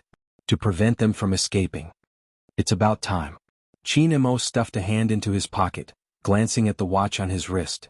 Let's go to the training room. Was he going to start playing? Rao Rong replied, "All right, I'll try out the new keyboard." The new base was huge. It was actually in the building. Both the training room and the gym were huge and the planning was reasonable.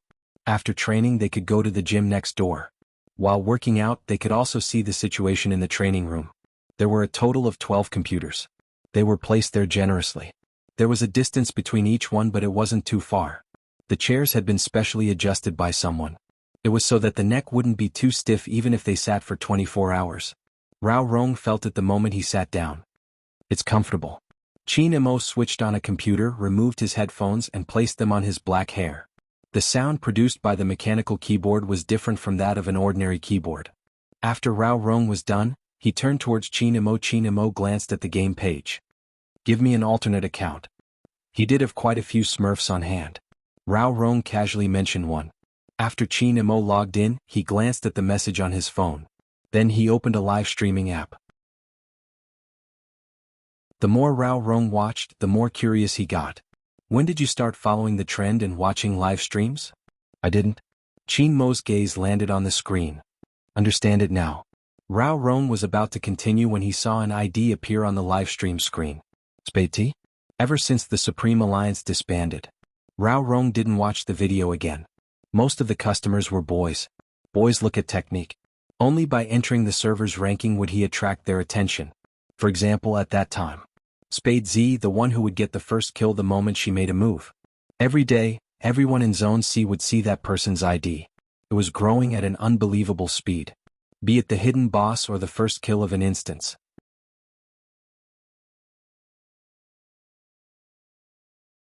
Chapter 1706. In the game it was normal to have the same ID. You and I are like I and you are like even the same is nothing. Some fans would even imitate their idols to express their love. When he used to play games he had met someone called Rao Rong. These were all very common. Therefore for the sake of a game ID, Qin Mo would never participate in this competition. Rao Rong glanced over. Just as he was about to continue looking he caught another ID, Flawless Luo Luo. The word flawless was deliberately weakened as though it didn't exist. Of course this was not the main point. The key was still the fighting style of those two. For example, Spade T had chosen Spade Z's best assassin back then. Flawless Luo Luo chose Luolua's most proficient sorcerer. The girl called Spade T? She even dyed her hair silver. Even if she didn't have a mole, she was going to light one for herself. He glanced up at the camera, his voice calm. Everyone should know how noisy I've been. Spade fans, stop bothering me. If you don't want to watch me play, scram. Rao Rong tilted his head towards Qin Mo. These things were nothing in his eyes. Qin Mo was probably the same. With only this level of strength, it was only natural that he wouldn't participate in a competition. What had happened in the past that made him make this decision? Before he could finish his thought, in the live stream room, a wave of comments popped up. God T is so handsome, we are Spade fans, we aren't here to mess around. Just like the one above, I like Spade Z and Almighty T. In my heart, Supreme Alliance and Spade Z are irreplaceable, but that doesn't affect my support for Almighty T. Go, God T. Rao Rong couldn't help smiling, his lips lifting slightly. Little Spade's fan? Seal yourself. Qin Mo threw 2 words over. Rao Rong chuckled lightly. I'm afraid there really are people who like Little Spade, but it's rather amusing to support him while saying he's irreplaceable. It's normal. Qin Mo logged in slowly. Have you ever taken these like seriously? Rao Rong lowered his gaze. I'm still a little disappointed. I thought your heart was completely black at that time. Rao Rong knew exactly when it happened. Only Rao Rong knew how he had managed to climb back up. How many times had he felt that it was okay to live in the dark? In any case, this world had always been like this. What is human nature? When you shine, tufted maintenance. When you are defeated, trample at will. Those who say they like you don't know where your despair is. You can't express everything inside you. Because no one understood the saying, with dragons spring on the tongue, killing without spilling blood.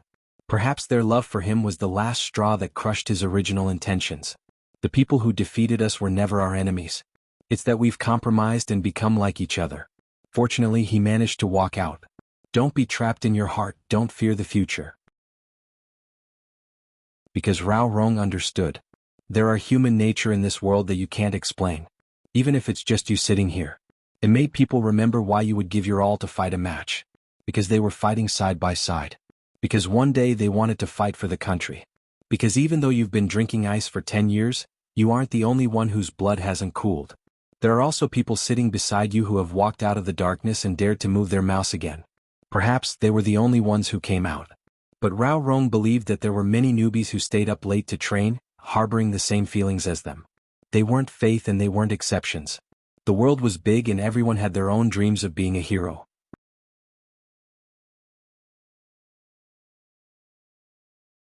Chapter 1707. Kata.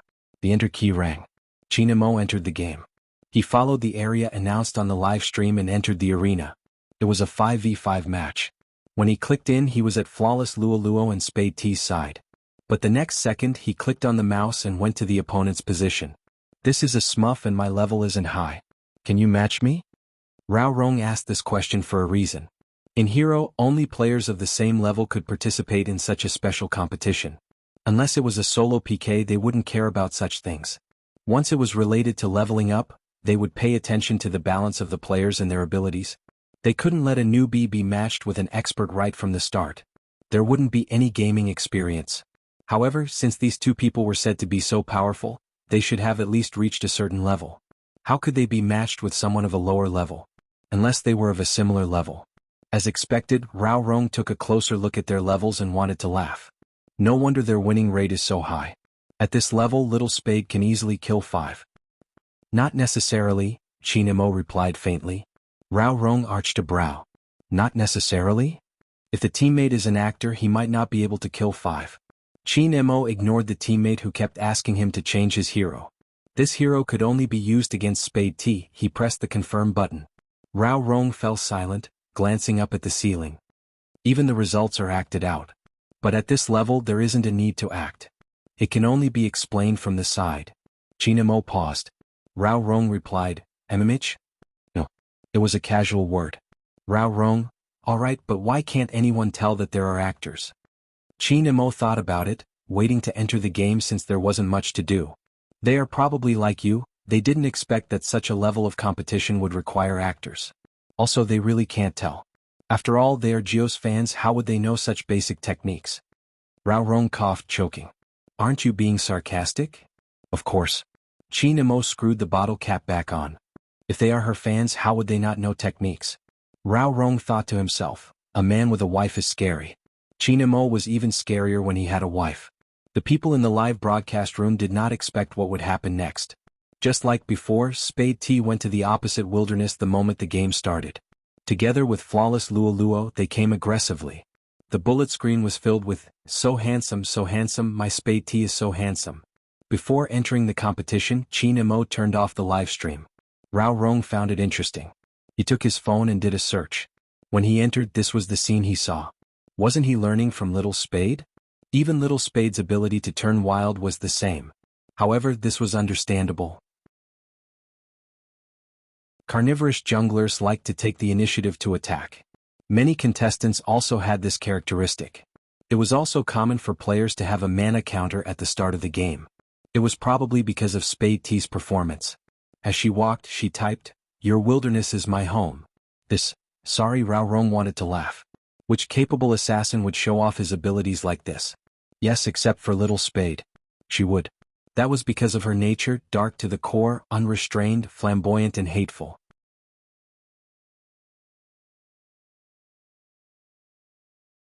Chapter 1708.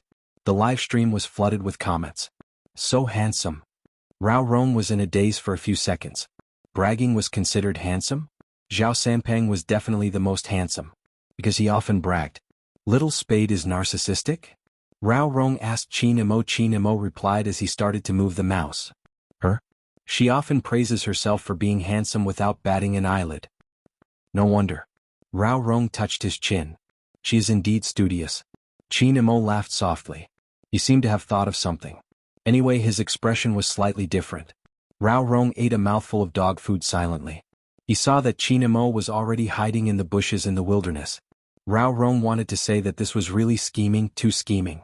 No wonder Zhao Sanpeng called him Scheming Chin. He already knew what the opponent was going to do, which was why he was hiding in the bushes. It was obvious that the actor arranged here wasn't a high-level actor. He only wanted to send himself over. He didn't even know what his own assassin was doing. Up until now, Spade T and flawless Luo Luo had used this method to gain many points. After all, they were both professional players. It wasn't a problem for them to play such a low-end game. They arranged for one of them to be an actor on the other side because they wanted to play more elegantly. One had to know that people liked them now because they were handsome. They couldn't lose this charm. Now let's return a blue buff to the opponent, Spade T said as she attacked. Flawless Lualua was smiling too. It seemed like this game was extremely easy for them. But they hadn't expected something. A human figure would suddenly emerge from the bushes. A direct punishment. The blue buff they had used for so long was wasted. Spade T was about to explode. F***CK. That's F***King scheming. That's right, it's too scheming. A bunch of comments echoed. But there were also gamers who felt that it was normal. Wasn't it normal for the blue buff to be missed? Why did this person explode? She even cursed? Why did she feel? She couldn't feel it clearly. Everyone watching the live stream froze. That was because the figure in the bushes didn't retreat after taking back the blue buff. A backhand hit Spade T's body. Spade T seemed to be infuriated as she brought the sorcerer to retaliate. However, for some unknown reason after the move was sent out, it actually missed. And where was he? Where is he? Unlike the audience, Spade T didn't have a full view. As a result, they couldn't see how that person had dodged two of their skills. With a flick of his spear, he jumped into an excellent position. Spade T asked, "Where is he?" He was lifted into the air by the silver-white spear. When the silver sparks fell, Spade T was stunned. Most importantly, Flawless Lualua used her skill. However, it did not freeze the figure at all. That person seemed to know how she was going to fight. He was always one step ahead to avoid their skills. On the screen, the figure pulled back and forth at an extremely fast speed. It was so dazzling that Spade T didn't even have a chance to react. Even the people watching the live broadcast were shocked by that kind of positioning and hand speed. No bullet screen popped up for a long time. It would only take 3 to 5 seconds.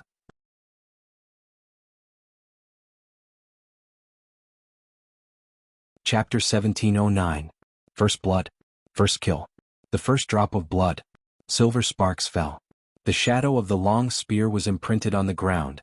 The entire live stream was silent. Did the T die?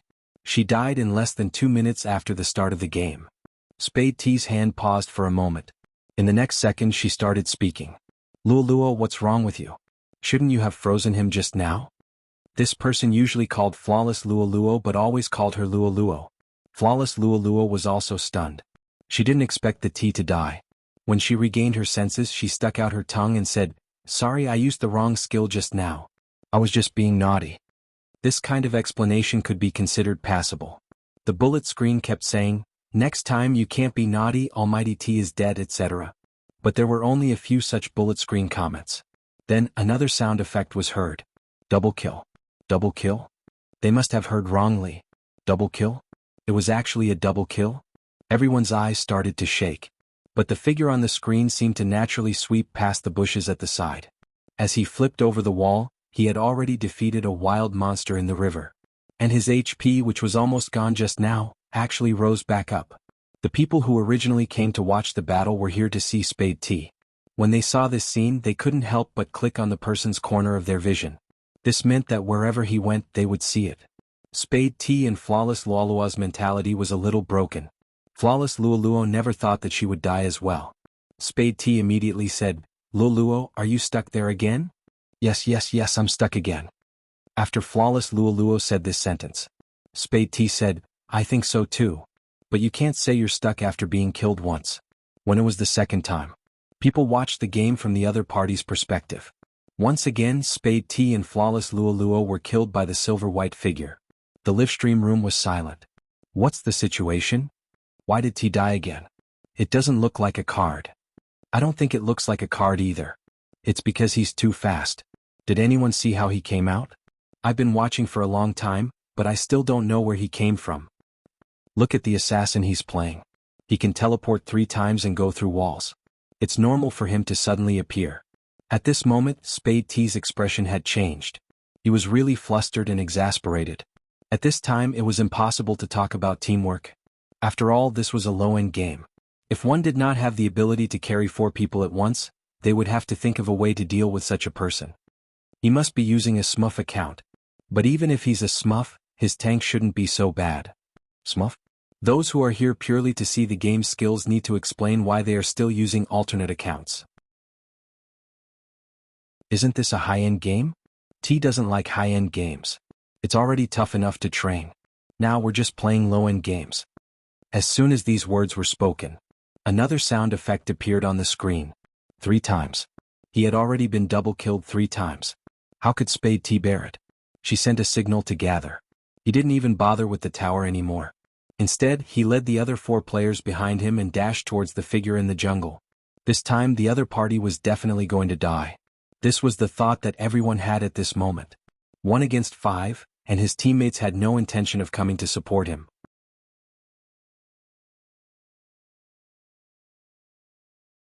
Chapter 17:10. At this point in the live stream, someone started saying, "What's going on with the top lane over there? Why isn't he helping? Is it an illusion? I feel like he's an actor. Didn't someone say that this is a low-end game? There are actors in a low-end game?" As people became more and more confused, in the game there was a round of encirclement. Just when everyone thought that the figure was going to die, he seemed to have predicted the opponent's position. He raised his long spear and didn't escape. Instead, he held the long spear and jumped to the back of those people. The silver-white long spear landed on the ground.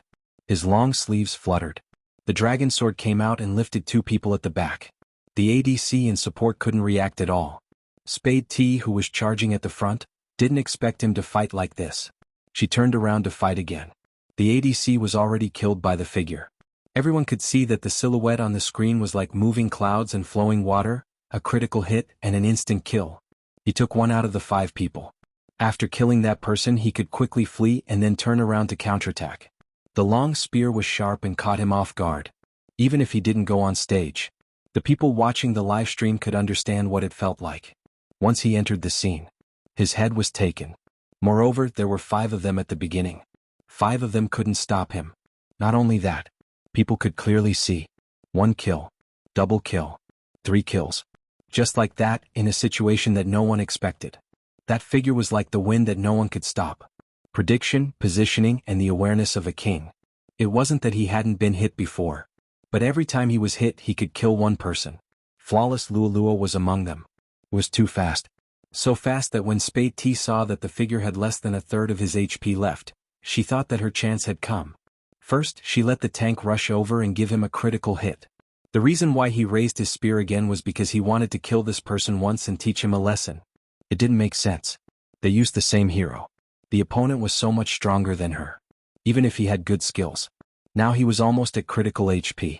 As long as she caught up, she could take his head. Spade T's eyes were bloodshot. He didn't care that the defense towers on this side were almost destroyed, especially since the bottom lane had been pushed to the high ground.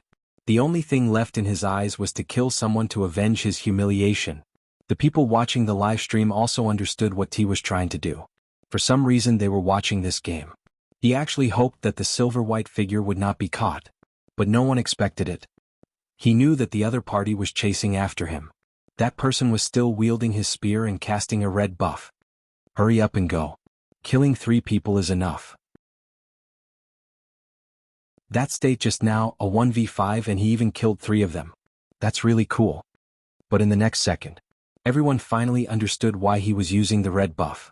He didn't do it for the redhead. It was for the sake of sucking blood. At this moment, Spade T flipped up.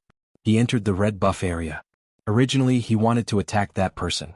However, the figure only moved his body sideways, and with that subtle movement he was able to move his body. Spade T's big move didn't hit him at all. Instead, it hit the red buff. This was not the end. He thought that the person was going to leave. Who knew that he would take advantage of this moment to use a jungler skill and take the red buff directly in his hands.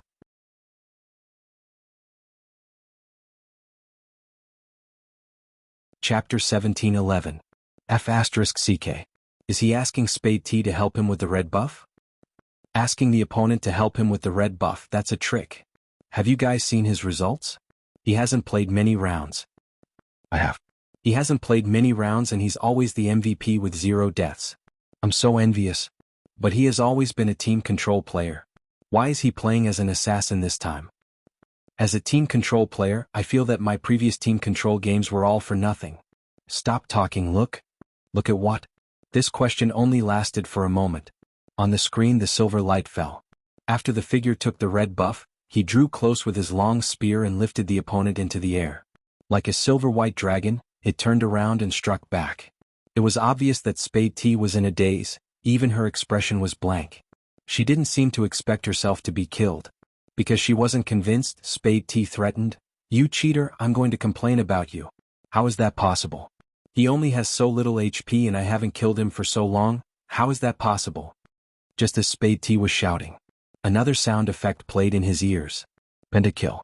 Pentakill? He actually got a pentakill. Even the tank was killed by him? The anger in Spade T's mouth seemed to freeze in an instant. The bottom lane had already reached the center of the city. The silver figure with the long spear didn't move at this moment. He just stood there, his wide sleeves fluttering. A line of words appeared on the screen. "How did you guys become professional players?"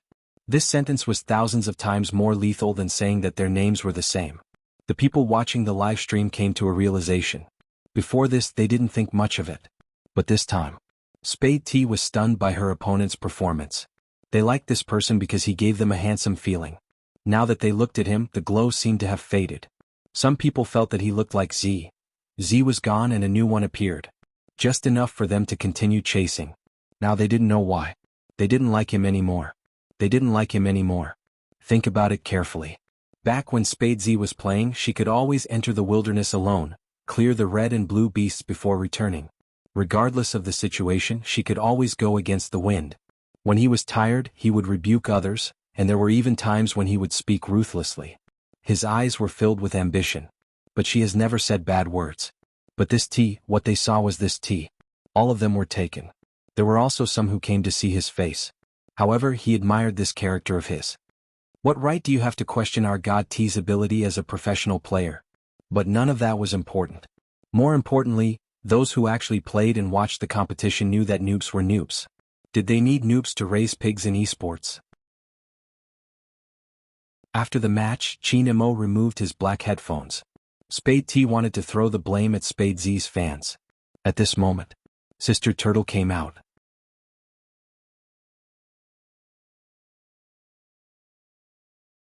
Chapter 17:12. In an instant, those IDs that had been abandoned filled the entire screen. "I'm in Jiang City waiting for you to come back. I'm in City waiting for you to come back. I'm in Border City waiting for you to come back. I'm in." It was just a short minute. Thousands of replies, one after another, increasing at a speed visible to the naked eye. Some people said that this was a true Spade fan. Those who were active looking for the same image. They just liked Z's outer shell and handsomeness.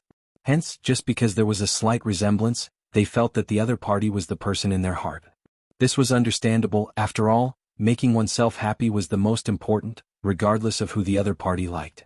But true Spade fans would only appear at such times. Some of them were students, some were office workers, and some were newbies who had just entered society. They stopped abruptly. Some emotions that had never been numbed surged out from their eyes. That group of people had used one competition after another to tell everyone what it meant to survive in adversity, to be strong against the strong. When you grow up, you will understand that nothing in this world is easy. But you have to believe that we humans have always been fireflies on the ground. We can make a comeback and pluck the stars. If you are really tired, then ask, can the dream in your heart be awakened again with this group of people? When the news came out, Spade T, who had just been slapped in the face, didn't believe it at all. But this didn't affect the continued popularity. Spade T's plan was to stick to the other party. But not everyone would be like those who like to be in a shell. Spade T still didn't understand. True Spade fans wouldn't care about her at all. Hence, this time there wasn't any effect. Those people were only waiting for one thing. That was it true? That group of people was coming back. Was it true? At this moment, in the city center of Jiang City, in a tall building, one after another, figures strolled in. Swoosh. The door of the base opened. Light shone in. Rao Rong was still sitting in front of the computer, his black hair covered with headphones, his hand by the side. Chinemo was wearing a black and red uniform, standing in the middle with his back facing the back. The two words China behind him with flames fluttering in the wind. It was as though one could hear the beating of the heart. After hearing the sound of the door, he turned his head. Wherever his gaze landed. Bojiu Xiaojing Lin Feng Yunhu Luoluo Feng Shang Coco Lin Chintao In Wuyao Zhao Sanpang. These people were still the same as they were in his memory. They were youths in the prime of their youth. They were all wearing the same uniform. On the cuffs there was a national emblem. They stood in a straight line in front of the door, their sleeves fluttering in the wind, a faint smile on their faces. They're all here. Chinamo opened his mouth, his voice calm as though he was exchanging pleasantries with an old friend. Let's begin. It was just a short sentence, but it seemed to be able to shake something. The aura he exuded made the assistant standing behind him freeze on the spot. However, it was not that there was no reaction. After all, the higher-ups had asked him to take care of these esports players. But that scene was too cool. He was so handsome that the assistant couldn't help but raise his hand. With a click, the photo was formed. Chinamo stood at the front. Everyone behind him had a gleam in their eyes. The photo was posted to the official account. There was only one sentence accompanying the picture.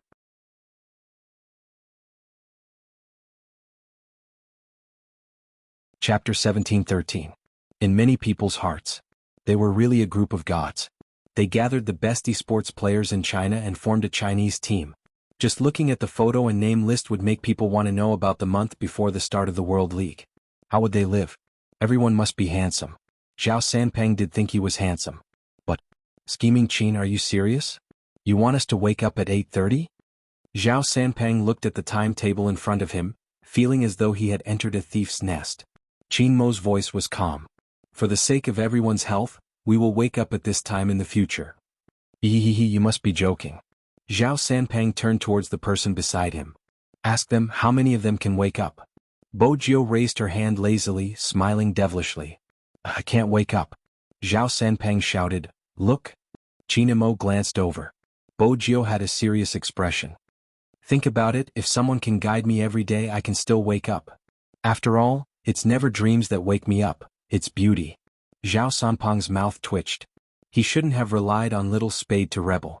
How could she say something like that? Esports doesn't wake up early. Yin Wuyao indicated that this matter had to be discussed. Coco let out a yawn to express his thoughts. Chinamo glanced up. At the latest 9 a.m. I want to see you in the living room. You have already washed up and are having breakfast. I've been on a diet recently and won't eat breakfast. I should be able to wake up later. Zhao Sanpeng was trying his best to sleep a little longer. Chinamo sat there nonchalant. I heard you don't like bitter gourd, is that right, almighty fatty? No one likes bitter gourd, right? Zhao Sanpeng blinked. What? Scheming Qin, are you trying to change our meals? At this moment, Lin Feng and Yun, who were exceptionally quiet. MMH, they didn't speak. They quietly watched as the world's most handsome fatty jumped into the pit. Actually, Lin Feng had wanted to speak at the start. He wanted to talk about fitness. Was it true that he had to do 40 push-ups every night? Just as he was about to speak, Yun grabbed his wrist. Yun grabbed his wrist and arched a brow. He wanted him to observe first. Think about it before bringing up your ideas to the captain. Zhao Sanpeng said fearlessly. He even admitted that he didn't like bitter gourds. Did Zhao Sanpeng not know? Don't expose your weakness in front of the captain. Because he would definitely make good use of the captain, and then, before Lin Feng could even finish his thought, it's fine if you don't want to wake up early. From tomorrow onwards I will get Bei to prepare 3 cups of bitter gourd juice for everyone. Those who haven't woken up by 9 a.m. can just drink it. 3 cups of bitter melon juice? Zhao Sanpeng's expression changed. This must be a joke. 10 days of closed-door training, starting at 9:30 a.m., training at 12 o'clock p.m. During the afternoon break, it's fine if you don't want to run. You have to drink 3 glasses of bitter gourd juice and do push-ups at night. Chinamo glanced at the people opposite him. Since we are representing China, we have to look good, don't you think so? They said it was a den of thieves. Zhao Sanpeng and Lin Feng looked at each other.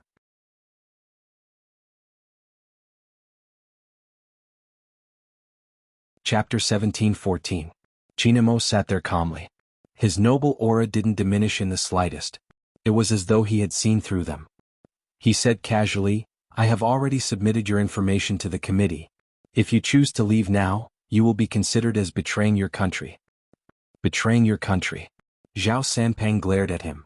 Scheming Qin, why didn't I know that you would use morals to pressure people? Chinamo was calm. Do you know now?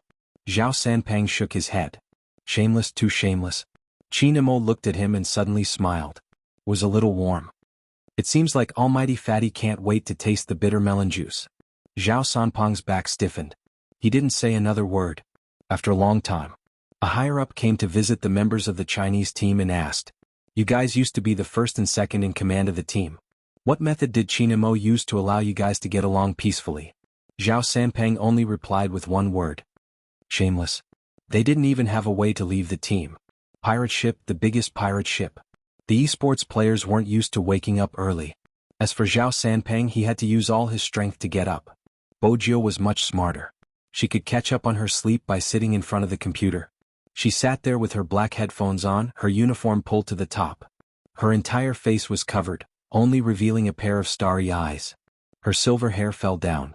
From afar she looked very handsome. But when she got closer, she could see the youngster's head nodding. The side of the face was porcelain white and it looked a little cool, like a cat sleeping lightly. Qin Mo walked over, emptied one hand and tapped the man's forehead with his finger. Bojio paused. She opened her eyes. There was still a hint of sleepiness in her eyes. It was obvious she wasn't fully awake. Subconsciously, she thought that she was still in a castle overseas. She reached out, wanting to hug his waist and carry out her daily morning teasing.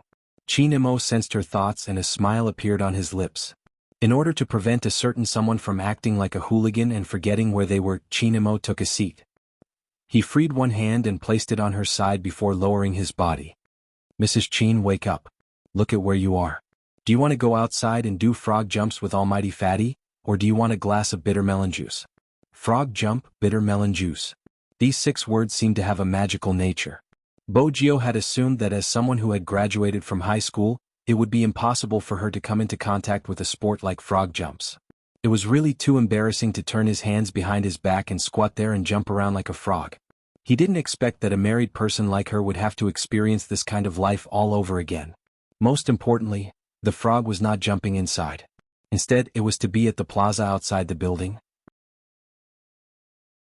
It was a business district after all. A row of people were doing frog jumps, still wearing their uniforms. It was really eye-catching. In the beginning, even if it was embarrassing, it was only in front of passers-by. After that, some fans came to catch them. Every day they would bet on who would wake up late to do frog jumps. Even people as thick-skinned as Zhao Sanpeng and Bojio wanted to maintain their image. The photo of Bojio with a lollipop in her mouth and randomly posting frog jumps was still circulating on the internet.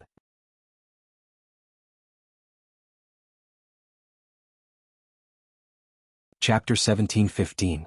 However, it wasn't easy to beat a loafer. The next day, Bojio was still in the group being punished. Other than her, there was Lin Feng and Zhao Sanpeng. Frog jumps. What did Zhao Sanpeng look like when he jumped? Besides, shameless Qin didn't allow them to wear masks. Zhao Sanpeng couldn't catch his breath. He turned to Bojio. "Little Spade, I'm not a troublemaker. You're scheming Qin's wife, but he's still punishing you. If I were you, I would divorce him." Bojio bit the lollipop. She felt a little depressed. She placed her hands behind her head and jumped again and again. Her silver hair moved along with her. He was so handsome that the girls around him kept raising their phones. Their faces were still red, and their hearts couldn't take it anymore. Their big Spade was so handsome that they wanted to take him home and raise him. However, the person supervising the punishment was Almighty Qin. He held a cup of green liquid in his hand. It was said to be the bitter gourd juice that made all the members obey him the moment they heard his name. He was like a devil. It was too difficult to snatch someone from his hands. Bojio was the first to complete the frog jumps. Zhao Sanpeng watched from the back. "Little Spade, how are you so fast?" "I have experience." Bojio reached out and wiped her sweat. She smiled devilishly. "I was often punished in high school. These 20 frog jumps are nothing. I can do one round around the entire field." Zhao Sanpeng smirked. "Is that something to be proud of?" Almighty Fatty. After Bojio was done with her punishment, she found a wooden stick. "I don't like it when anyone tries to sow discord between me and Brother Mo," Zhao Sanpeng cursed. "How am I supposed to jump if you move the wooden stick away? This is a military marriage. If you continue to spoil it, I'll get someone to arrest you," Bojio said nonchalantly. She didn't move the wooden stick in front of him. Almighty Fatty is so handsome. A wooden stick is nothing. Zhao Sanpeng couldn't jump over. He couldn't help but shout, "Scheming Qin, come over and control your family." Qin Mo walked over, his gaze landing on her. Bojio said, "He wants us to divorce." Qin Mo retracted his gaze, his voice calm. Continue. Zhao Sanpeng was speechless. It was one thing to do frog jumps, but he had to do it like this. In the past, Bojio had a habit of showing off her love. Otherwise, as a smart car, Blackie wouldn't be unable to tolerate its master. Zhao Sanpeng really didn't understand her in this aspect. Everyone saw that handsome young man with a black headband on his silver hair, his fair forehead glistening with beads of sweat. He held a wooden stick and blocked Fat God again and again. He didn't forget to say, "Every time he punishes me he will give me a reward, such as candy or a kiss. I think it's good to do a few frog jumps, but the bitter gourd tastes terrible. But if you can't finish, I can prepare a few more cups for you later." Zhao Sanpeng was speechless. Although he had never been in a relationship before, he had seen others who would deliberately make a mistake just for a kiss from their boyfriend and get punished. He shouldn't have said that just now. Little Spade looked very obedient in front of Qin Mo, but in fact she was full of evil. Bojio didn't care about his thoughts. She threw the wooden stick down and went to her man to receive her reward.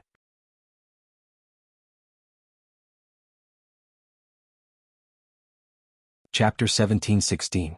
Qin Mo watched a certain someone who was smiling. After entering the base, he found a corner and pressed her against the wall, kissing her again and again. Bojio wrapped her arms around his waist as her breaths rose and fell. The taste was slightly sweet when it entered the tongue. It was weird.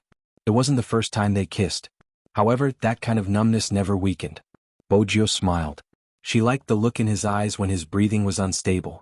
That was something that could only be felt for her. It was a pity that the medicine she got from the Black Brothers didn't work on him at all. Otherwise, she would have been able to appreciate more beauty. Bojio moved closer as she thought about it. It was this action that made Qin Mo's kiss deepen. It was as though he could take away all his thoughts and make his mind go blank. Only when she lost all her energy and could only rest on his body to recover did he release her. He pressed against her and said something softly in the corner. After tidying her uniform he said, "I admire Mrs. Qin's attitude in protecting our marriage. Keep it up." Bojio's lips were still numb. She didn't pay attention to what Qin Mo said. This was the problem of kissing for too long. Every touch brought with it a numbness. The two of them wouldn't be intimate in public. But there would be occasional kisses. This didn't affect their performance. On the contrary, everyone in the team used the limited time to improve themselves. Whether it was their physique, ability to withstand pressure, technical layout, or their hand speed. As a control sorcerer, Luo Luo used her abilities to prove that she hadn't slowed down. Everyone had problems to overcome. Uncle Ian was thinking about how to overcome his current self. He had reached a bottleneck before. Qin Mo brought over the past information and the tactical analysis of the various teams in the world. At that time they would be considered to have entered a battle state. They understood one point clearly. Next, they were going to bring esports out of the country. Every country had sent their strongest team to face the challenge. What they could do was to train well and be more prepared. As for other things, they were a team that grew stronger the stronger they were. On the battlefield they wouldn't just be at their current standard. Except for China. Some of the Japanese team members would also represent their countries. How could Yu Cixin and Hoshino not be among them? Only during this period of time. No one knew what was going on. There seemed to be a barrier between the captain and the vice-captain. The captain rarely spoke. Apart from playing games he didn't say a single word. The vice-captain was the same as before, sleeping more than awake. But the captain's condition was still not right. Even though the captain had a very beautiful face, the sharpness that seeped out from her bones made many people want to persuade her, but they didn't know how. Moreover, the Japanese didn't want their captain to lead the team. If it wasn't for the vice-captain defeating them all by himself, they would definitely be unconvinced. But even so, the captain still looked cold. It seemed like he had been in this state ever since Spade Z's wedding. That was strange. Captain should be happy that Spade Z was getting married. That way, no one would be fighting with Captain for the vice-captain position. Why did Captain seem to be distancing himself from him?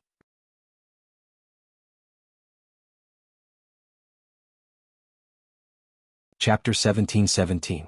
In Japan, gangsters were allowed to have legal activities. Yu Cixin was the 19th generation leader. His usual hobbies, other than gaming, were racing and drinking. Moreover, almost everyone here knew about it. It was best not to offend Yu Cixin. Because he was a snake, he could spit out a red tongue. Don't think that just because he had a pretty face he was a pretty boy. Many people didn't even know how they died because of this. Now, there was someone who didn't know his place and wanted to take him away in the nightclub. Yu Cixin drank a little too much today. He wore local clothes and with his long hair, it was hard to tell if he was a man or a woman. But after meeting his eyes, one should know that he didn't have any femininity. But even so, there were those who couldn't move when they saw a beauty. Do you want to leave with me? I still have a lot of alcohol with me. The person who said this was the beauty who was drunk and wanted to take the chance to take her away. Unexpectedly, before he could place his hand on that person's shoulder, there was a creaking sound. His wrist was forcefully broken by that person. When the pain came, there was only a scream left. Yu Cixin laughed coldly and pushed him away. He looked down at him and spat out one word. Scram. That person's expression changed in fear. Yu Cixin reached out and pushed his black hair to the back of his head. He glanced to the side. The bartender immediately brought a new bottle of alcohol over. He was afraid that something would happen to the master here. Why didn't his brothers come over? They must have received orders to stand around. What about young Master Hoshino? Why didn't he come? As long as young Master Hoshino came, then there would be true peace. If not, who knew how many people would have their hands broken tonight? Tell me what's wrong with me? Yu Cixin suddenly spoke. He wasn't like an ordinary person who couldn't speak clearly after getting drunk.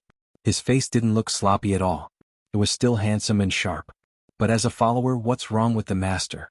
This was a question that was asking for death. Not answering? Yu Cixin scoffed. After he stood up, he glanced at one of the beauties who was still dancing and raised his glass. What kind of place was this? A place to have fun. After the beauty saw this, she walked over. Yu Cixin lifted the other party's chin and seemed to smile. He could really win over both men and women. What do you think is wrong with me? He was too handsome. He was so handsome that it was hard to breathe. How could there be such a person?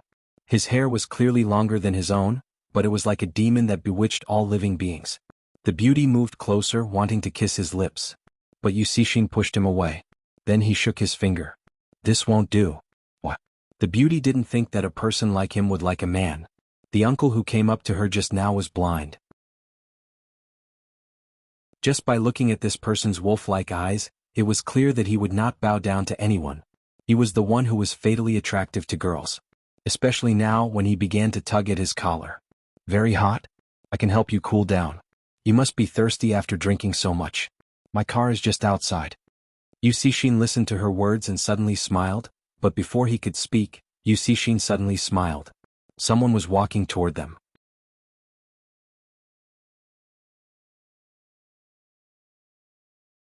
Chapter 17-18. It was Hoshino. He was wearing a white shirt and a sweater from late autumn. He was carrying a cat in his arms. From afar he looked like a character that walked out of a manga. It was hard to ignore him. The bartender instantly revealed an expression as though he was saved. Yu Cixin's eyes paused for a moment. His thin lips were a little nonchalant. I haven't drunk enough, I won't go back for now. Hoshino threw the cat into his arms. He was as refined as ever. I didn't ask you to go back. You raised your own cat, aren't you going to feed it? It won't starve to death. Yu Cixin picked up the cat with one hand. He saw that the woman's gaze was focused on Hoshino's face. She suddenly smiled. What? You don't want to bring me away now? You want to bring him to your car? The woman blushed as her thoughts were seen through. Yu Cixin couldn't be bothered to look at her anymore. He swept a glance in the direction of the bodyguard. Very quickly, someone came over to clear the place. They wouldn't do anything to her. That woman didn't need to come to this place anymore. Even if the music was noisy, it didn't seem to affect their temperament. Yu Cixin held the cat and looked at his eyes. Then he scoffed. Your master doesn't have time to care about you now. If you don't want to starve to death, go find food yourself.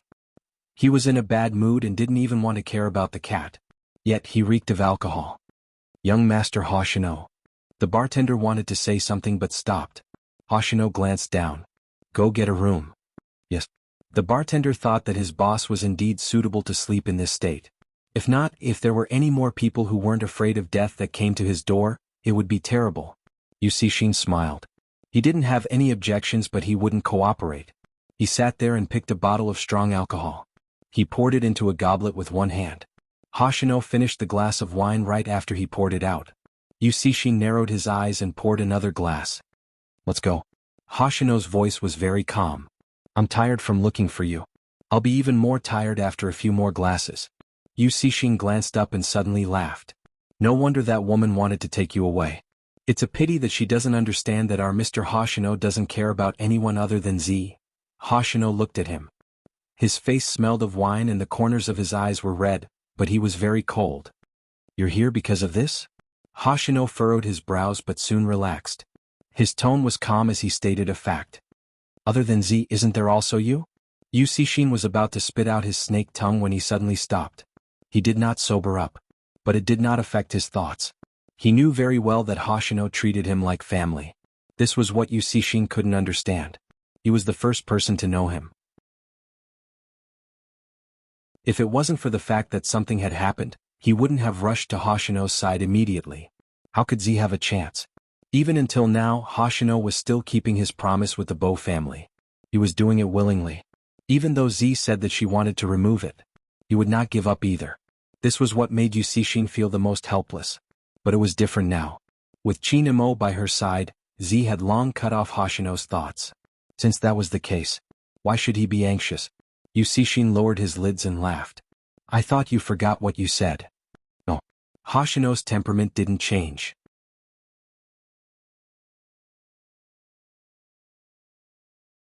Chapter 17-19. I never thought of going against the promise. Hoshino's emotions didn't change, even his voice was calm. Since you finished drinking, go to sleep. Yu Cixin smiled lazily, fatally handsome. My bed partner was seduced by you, how can I sleep? Don't you know? I'll feel cold if no one sleeps with me. I'll sleep with you. Hoshino bent down, picked up the cat on the ground and placed it back in his hands. His eyes were like splashing ink. Yu Cixin paused, turned his head and smiled. That's fine too. Even though he knew that the sleeping partner he was talking about was simply accompanying him. Yu Cixin didn't want to miss such contact. They hadn't slept in the same room for a long time. It wasn't considered in the base, there were so many people.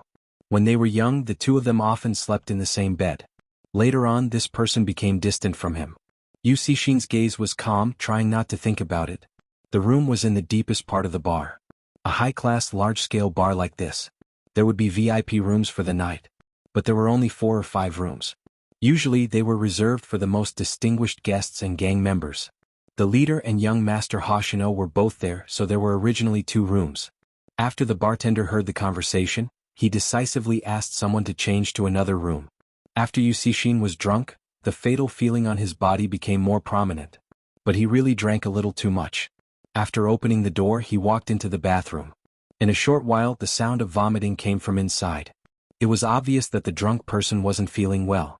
What was it this time? Was it because of those relatives who wanted to fight for power? It seemed like it was time for Su Qing to find out who Black Flame was. Hoshino stood in front of the floor-to-ceiling window, pressing the intercom. Get someone to cook some hangover soup and porridge, send it over. Yes, young Master Hoshino. This was the most peaceful day in recent times. Every time this happened, there would be people who wanted to spend the night with the boss. How many pale faces would leave? They couldn't remember. Fortunately, young Master Hoshino was here today. Boss seems to agree with young Master Hoshino, both of their auras are so strong. Of course, look at who they are. Boss listens to young Master Hoshino because they have known each other since young. You've known each other since childhood? Yes, I also heard it from the family. When they were young, Boss and young Master Hoshino were really inseparable. The two of them were different from other children. They would always lie under a tree and read books together. They would even fence and shoot together. At that time, were the two of them like this? It can be said that the leader has never changed, but young Master Hoshino disappeared for a period of time because something happened to his family.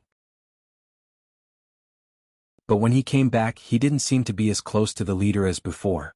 Some people say that it's because they've grown up. That's right, Hoshino wouldn't be able to hear these discussions.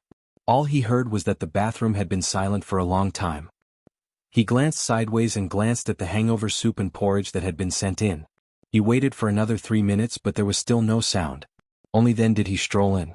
After opening the door, steam rose up from the hot water.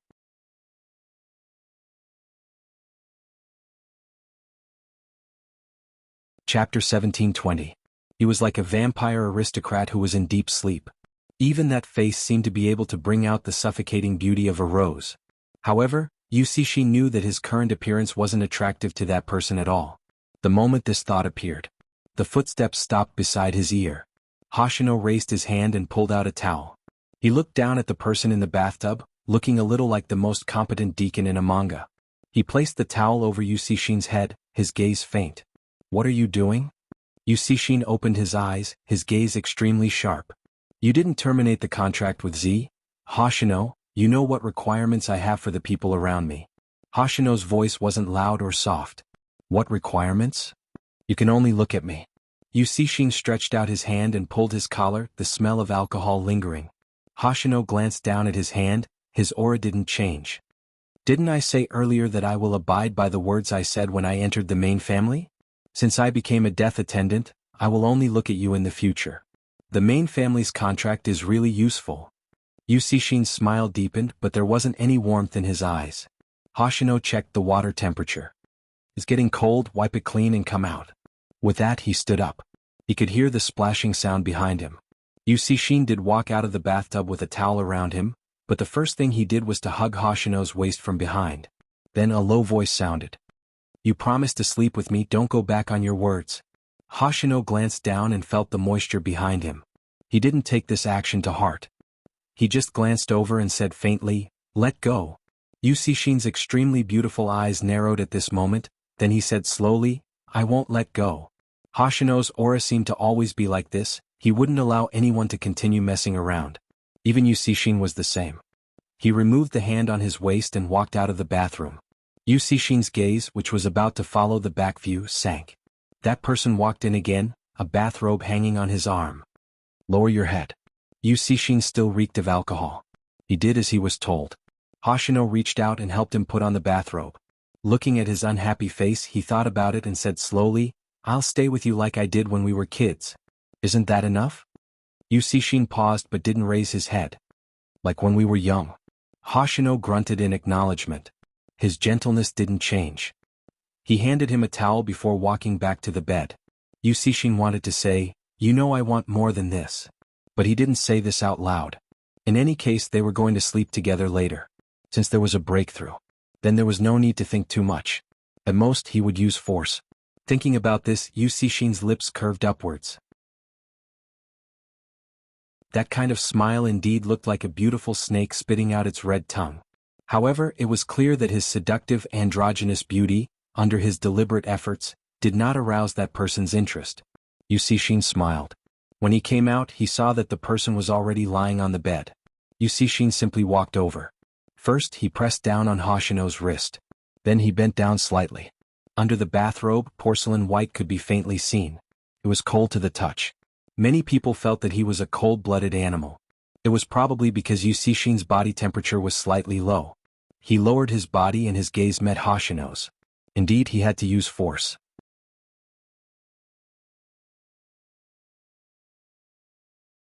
Chapter 1721.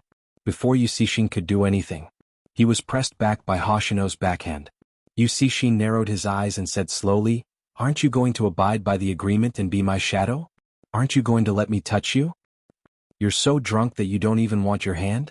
Hoshino leaned against Yu Cixin's ear when he said this. Yu Cixin glanced down.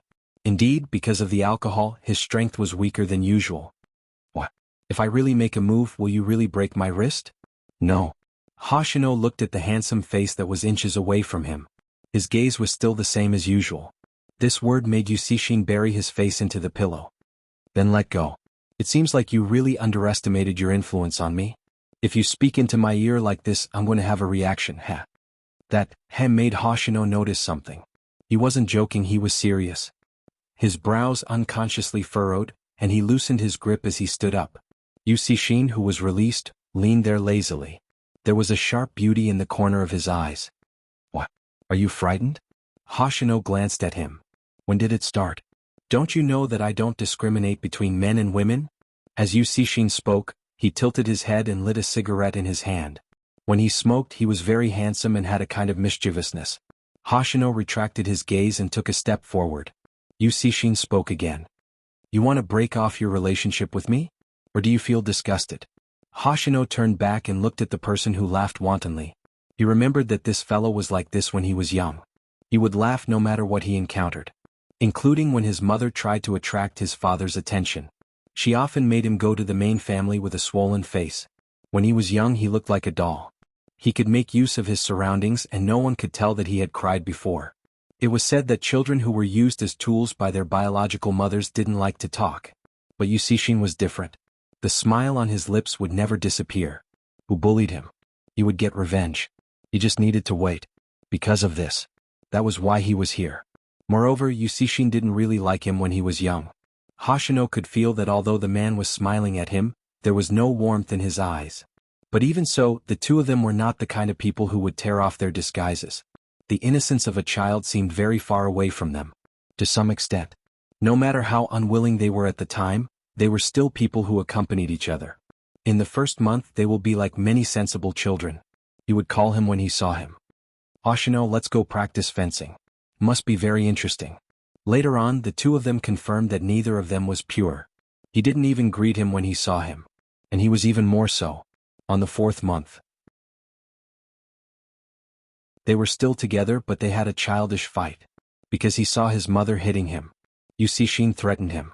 If you tell anyone about this, none of us will have a good time.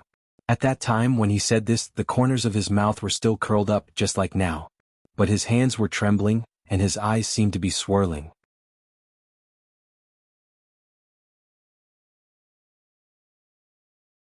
Chapter 1722. Forget it. Anyway, he already had his cat.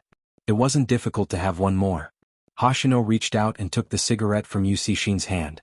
He put it out in the ashtray. Let's talk. Yusishin paused, his gaze deepened. I don't want to talk. Anyway, you're rejecting me. When Hoshino heard this, his gaze paused. His aura didn't change. Who said that I'll definitely reject you? The sentence caught Yusishin off guard. He froze on the spot. Even his eyes were a little round. The more he looked at him, the more he looked like his cat. Hoshino reached out and pinched his chin. His gaze was still calm. Many women outside say that they'll feel happy when they kiss you. They probably haven't seen your expression before. After he mentioned it, Yusishin seemed to have realized something. He smirked evilly. Indeed, it will be very happy. Do you want to try? No need, I can't accept it now. Hoshino's words were true. He liked women. But in terms of feelings, Yusishin was more important. It was probably related to the environment he grew up in. Hoshino had always been indifferent towards women. Z was an exception. This person was an exception too. Hoshino could clearly see that person's eyes dimmed after he finished his sentence. He didn't know why. He just didn't want to see this person grow up to be like this. Lonely, like a person without a goal. He paused and added another sentence. When I can accept it, I'll try it with you. Hoshino, this sentence of yours sounds like what you said to Bei Tai. Yusishin smiled slowly. There was a hint of viciousness in his voice. I won't wait for you to accept it. I'll take action when I have the chance. If not, I won't like you anymore. Why must I like you? Yes, why must he like this person? How many people were waiting to climb into his bed? Women, men. She was handsome and beautiful.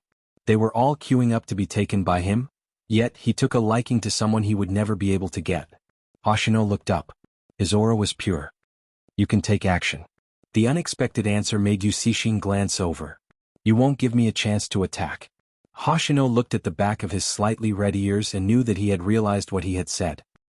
He lowered his voice and said, If that's the case, do you think I would be here? Yusishin laughed again and pulled him over. Then you have to explain it properly. Why can't you accept it now? Are you worried that my skills aren't good? Don't worry, I will make it very comfortable for you. After all, you have no experience. Hoshino looked at him, his eyes deep. Who gave you the illusion that I'm the one down there? Yusishin chuckled. Are you like those people? Do you think that because I have such a face I... Before he could finish, Hoshino's voice rang out again. Plato if you really want. Plato? Yusishin narrowed his eyes, his vibe as venomous as a snake's. I reacted when you talked to me like that just now. You want me to be Plato? Hoshino was emotionless. You reacted just by talking to me like that? If not, how do you think I noticed? Yusishin suddenly paused when he said this.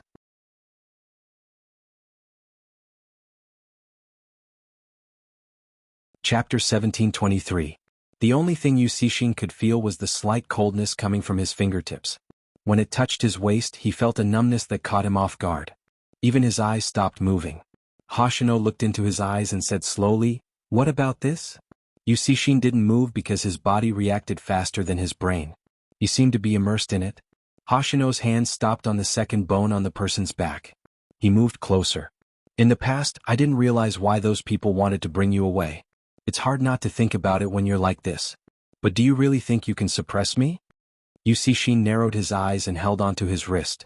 Do you have a misunderstanding about my stamina? I can't suppress you? I feel that it's easy for you to go berserk in this state. Hoshino wasn't flustered. If I kiss you now, your stamina will probably decrease to 0. Kiss? When he heard this word, Yusishin froze. His heart was beating so fast that it felt like it was about to explode. There was no rhythm to it.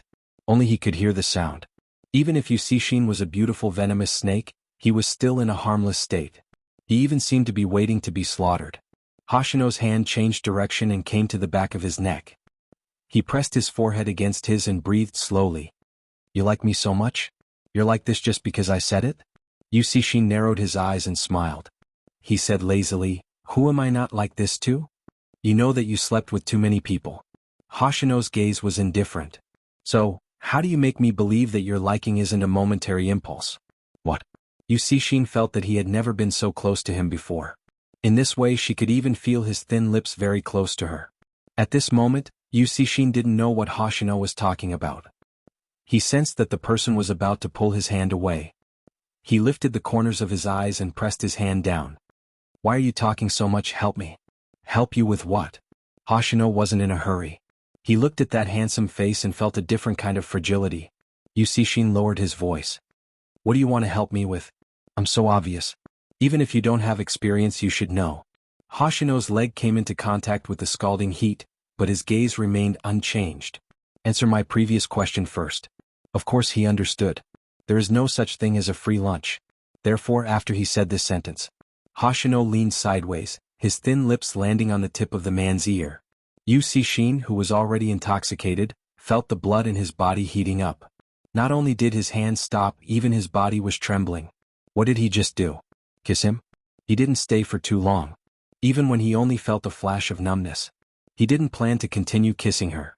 Yusishin had never felt that he wanted someone to continue touching him so much. It was as if he was suffering from skin hunger. This made Yusishin's breathing a little chaotic. What's the problem with the previous one? His brain had stopped working. Because until now he had never felt like this before. He was so greedy that he didn't know how to be satisfied.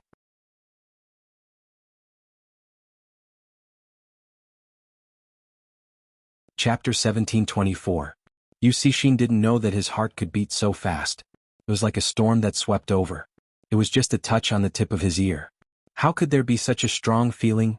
Hoshino looked at the pair of eyes that were obviously a little unfocused. His gaze landed on the handsome face that was different from before. His black silk-like hair scattered beside his hand. Forget it? Hoshino chuckled. Yusishin didn't understand what he was laughing about. Moreover, they had already reached this step. Was he going to tell him to forget it? The pair of eyes that were immersed in it slowly narrowed. He was about to flare up. He heard that person whisper in his ear, compared to others, I don't like you on a whim. Yusishin's back stiffened. Hoshino had already stood up. What was this? Was he tricked? Yusishin's eyes were a little heavy. His heart felt as though it was frozen. He wanted to stand up too. But he was affected by Hoshino's next action. That person pressed down on his wrist and used his other hand to pick up the hangover water beside him. Where are you going? Drink this first. Is this the time to drink hangover water? Yusishin grabbed Hoshino's collar and pressed his body closer. Hoshino's voice was very calm. If you don't drink it, you will regret it the next day. I won't this time. Let me sleep. Yusishin's attitude was very lazy. Anything can be solved. Hoshino sat beside him. His aura didn't change at all. You can sleep after you finish drinking. Ha! Yusishin laughed softly. You kissed me first and now you're telling me to sleep like this? Hoshino lifted his eyelids. Or do you want to take a shower? You can. Anyway, the perfume on your body is too strong. It smells uncomfortable. Perfume? Are you kidding me? I never use incense. Yusishin suddenly paused. Are you jealous? Mamage? Yusishin paused. Hoshino's expression didn't change. I really don't want to dig you out from the bed of any woman or man the next day. Moreover, since we want to be together, your actions should be restrained. Then sleep with me. Yusishin's mischievousness came from his bones. After sleeping with you, I probably won't be interested in anyone else. Hoshino glanced at him. Are you thinking about these things all day long? Isn't it good to be honest? Yusishin chuckled. Or am I not good looking enough? Hoshino looked at him. Yusishin's aura got closer to that person. He was very good at using his appearance to achieve things. The only time he didn't use it was against Hoshino. But today was different. He wanted this person so badly. Moreover, Yusishin believed that he wouldn't remain unmoved. You really don't want to try? That kind of bewitchment was very tempting. In addition, Yusishin's lips were almost touching Hoshino's. But at this moment, Hoshino reached out and pulled the blanket. He covered Yusishin's handsome face with it. Even his head was covered. What are you doing? Yusishin narrowed his eyes and pulled the blanket down. Hoshino's voice was indifferent. Sleep. We're already at this stage and you're asking me to sleep? Yusishin laid on the bed but he was still unhappy.